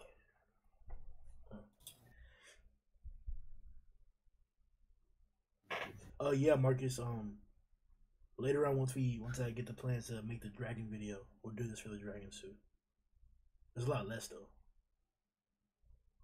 I mean, if you want to do a tiger or wolf one, I don't want to do a tiger. I think that'd be interesting. Wolf one would be extra short. I think there's only like 5 wolves. But it would be fun though. Yeah. I hope Hot Dog wins. Hot Dog. Hot dog. Yeah. It's got to be hot dog. Whatever his name was. It was like Hot Dog Man or something. Anybody else want to vote? We gotta close it out, bro. Just quickly look at the wolves. There is a very clear win among the wolves. It's Messenger of the Sea folk, who's like this giant octopus. Oh yeah. He might be above Wolf. Oh, he's the same level as you then, Zhoniin. Mm-hmm. It's a legendary class. Because just look at the others. There's a sunflower monster, the piggy bank one, and tongue stretcher from when King got first introduced. Ah, yeah. I'd do a tiger one though. Are there enough tigers? I feel like we've gotten less tigers than... No, we've definitely gotten more tigers, but they're unnamed. Alright. You got the snowman. So we just like flip a coin or some shit, or like...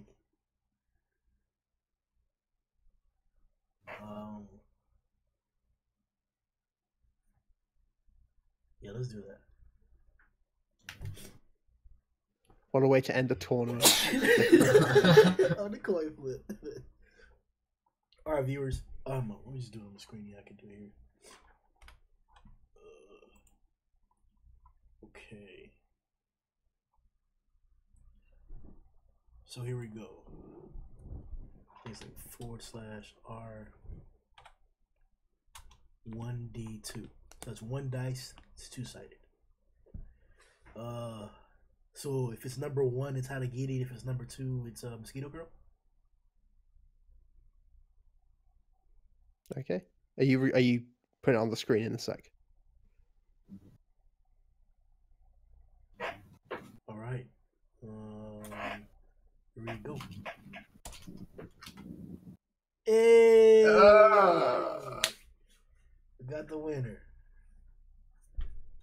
All right. Congratulations, Hargiri. For 3rd place, you fucking loser. You're either first or last. Damn, bro. So 1st place is Deep Sea King. 2nd, 100-Eye Octopus. 3rd, Hanagiri. 4th, Mosquito Girl. And then there's already know the rest. Evil Eye, Super Mouse, 100-Eye Octopus. What the fuck, bro? It really sound right. Like Super Mouse was the top 10 demons, bro. I think that's kind of accurate. Top 10 though, like I can see top 20. He's around there. He's hovering. But you said you were doing a dragon one too? Yeah. That's gonna be super interesting. Do we have enough dragons? How many dragons do you think we have? Like 14? More than wolves. There's a few. The only thing I'd say is a few of them are the executives, though. Yeah, we're probably gonna have to exclude the executives that we don't know anything about. Fuck. And the obvious ones like Boros. Hopefully we'll have to drop like 4 chapters in the next 3 days. That would be cool. Nah, we probably won't do that video for like a week or something like that. Like I said before, this one was for top 20 dragons, or excuse me, top 20 demons video. I should be able to release in like the next 2 days. So check that out, guys. Check out Zhoniin's channel. Check out Looks Like It's Matt's channel. Everybody should have reviews and content out for the recent One Punch Man's chapter. Check out the recent One Punch Man podcast, came out like 2 days ago. We got some fire shit on there, talking some nasty stuff about Pooty Pooty. And yeah, man, like the pod or like the stream. Like it for real, cause that lets me know if you guys actually like enjoyed it or you weren't just here just to be here. So yeah, man. See y'all boys later on. Yeah. Oh, what's up? Sorry, chat. No, that was it. Yo.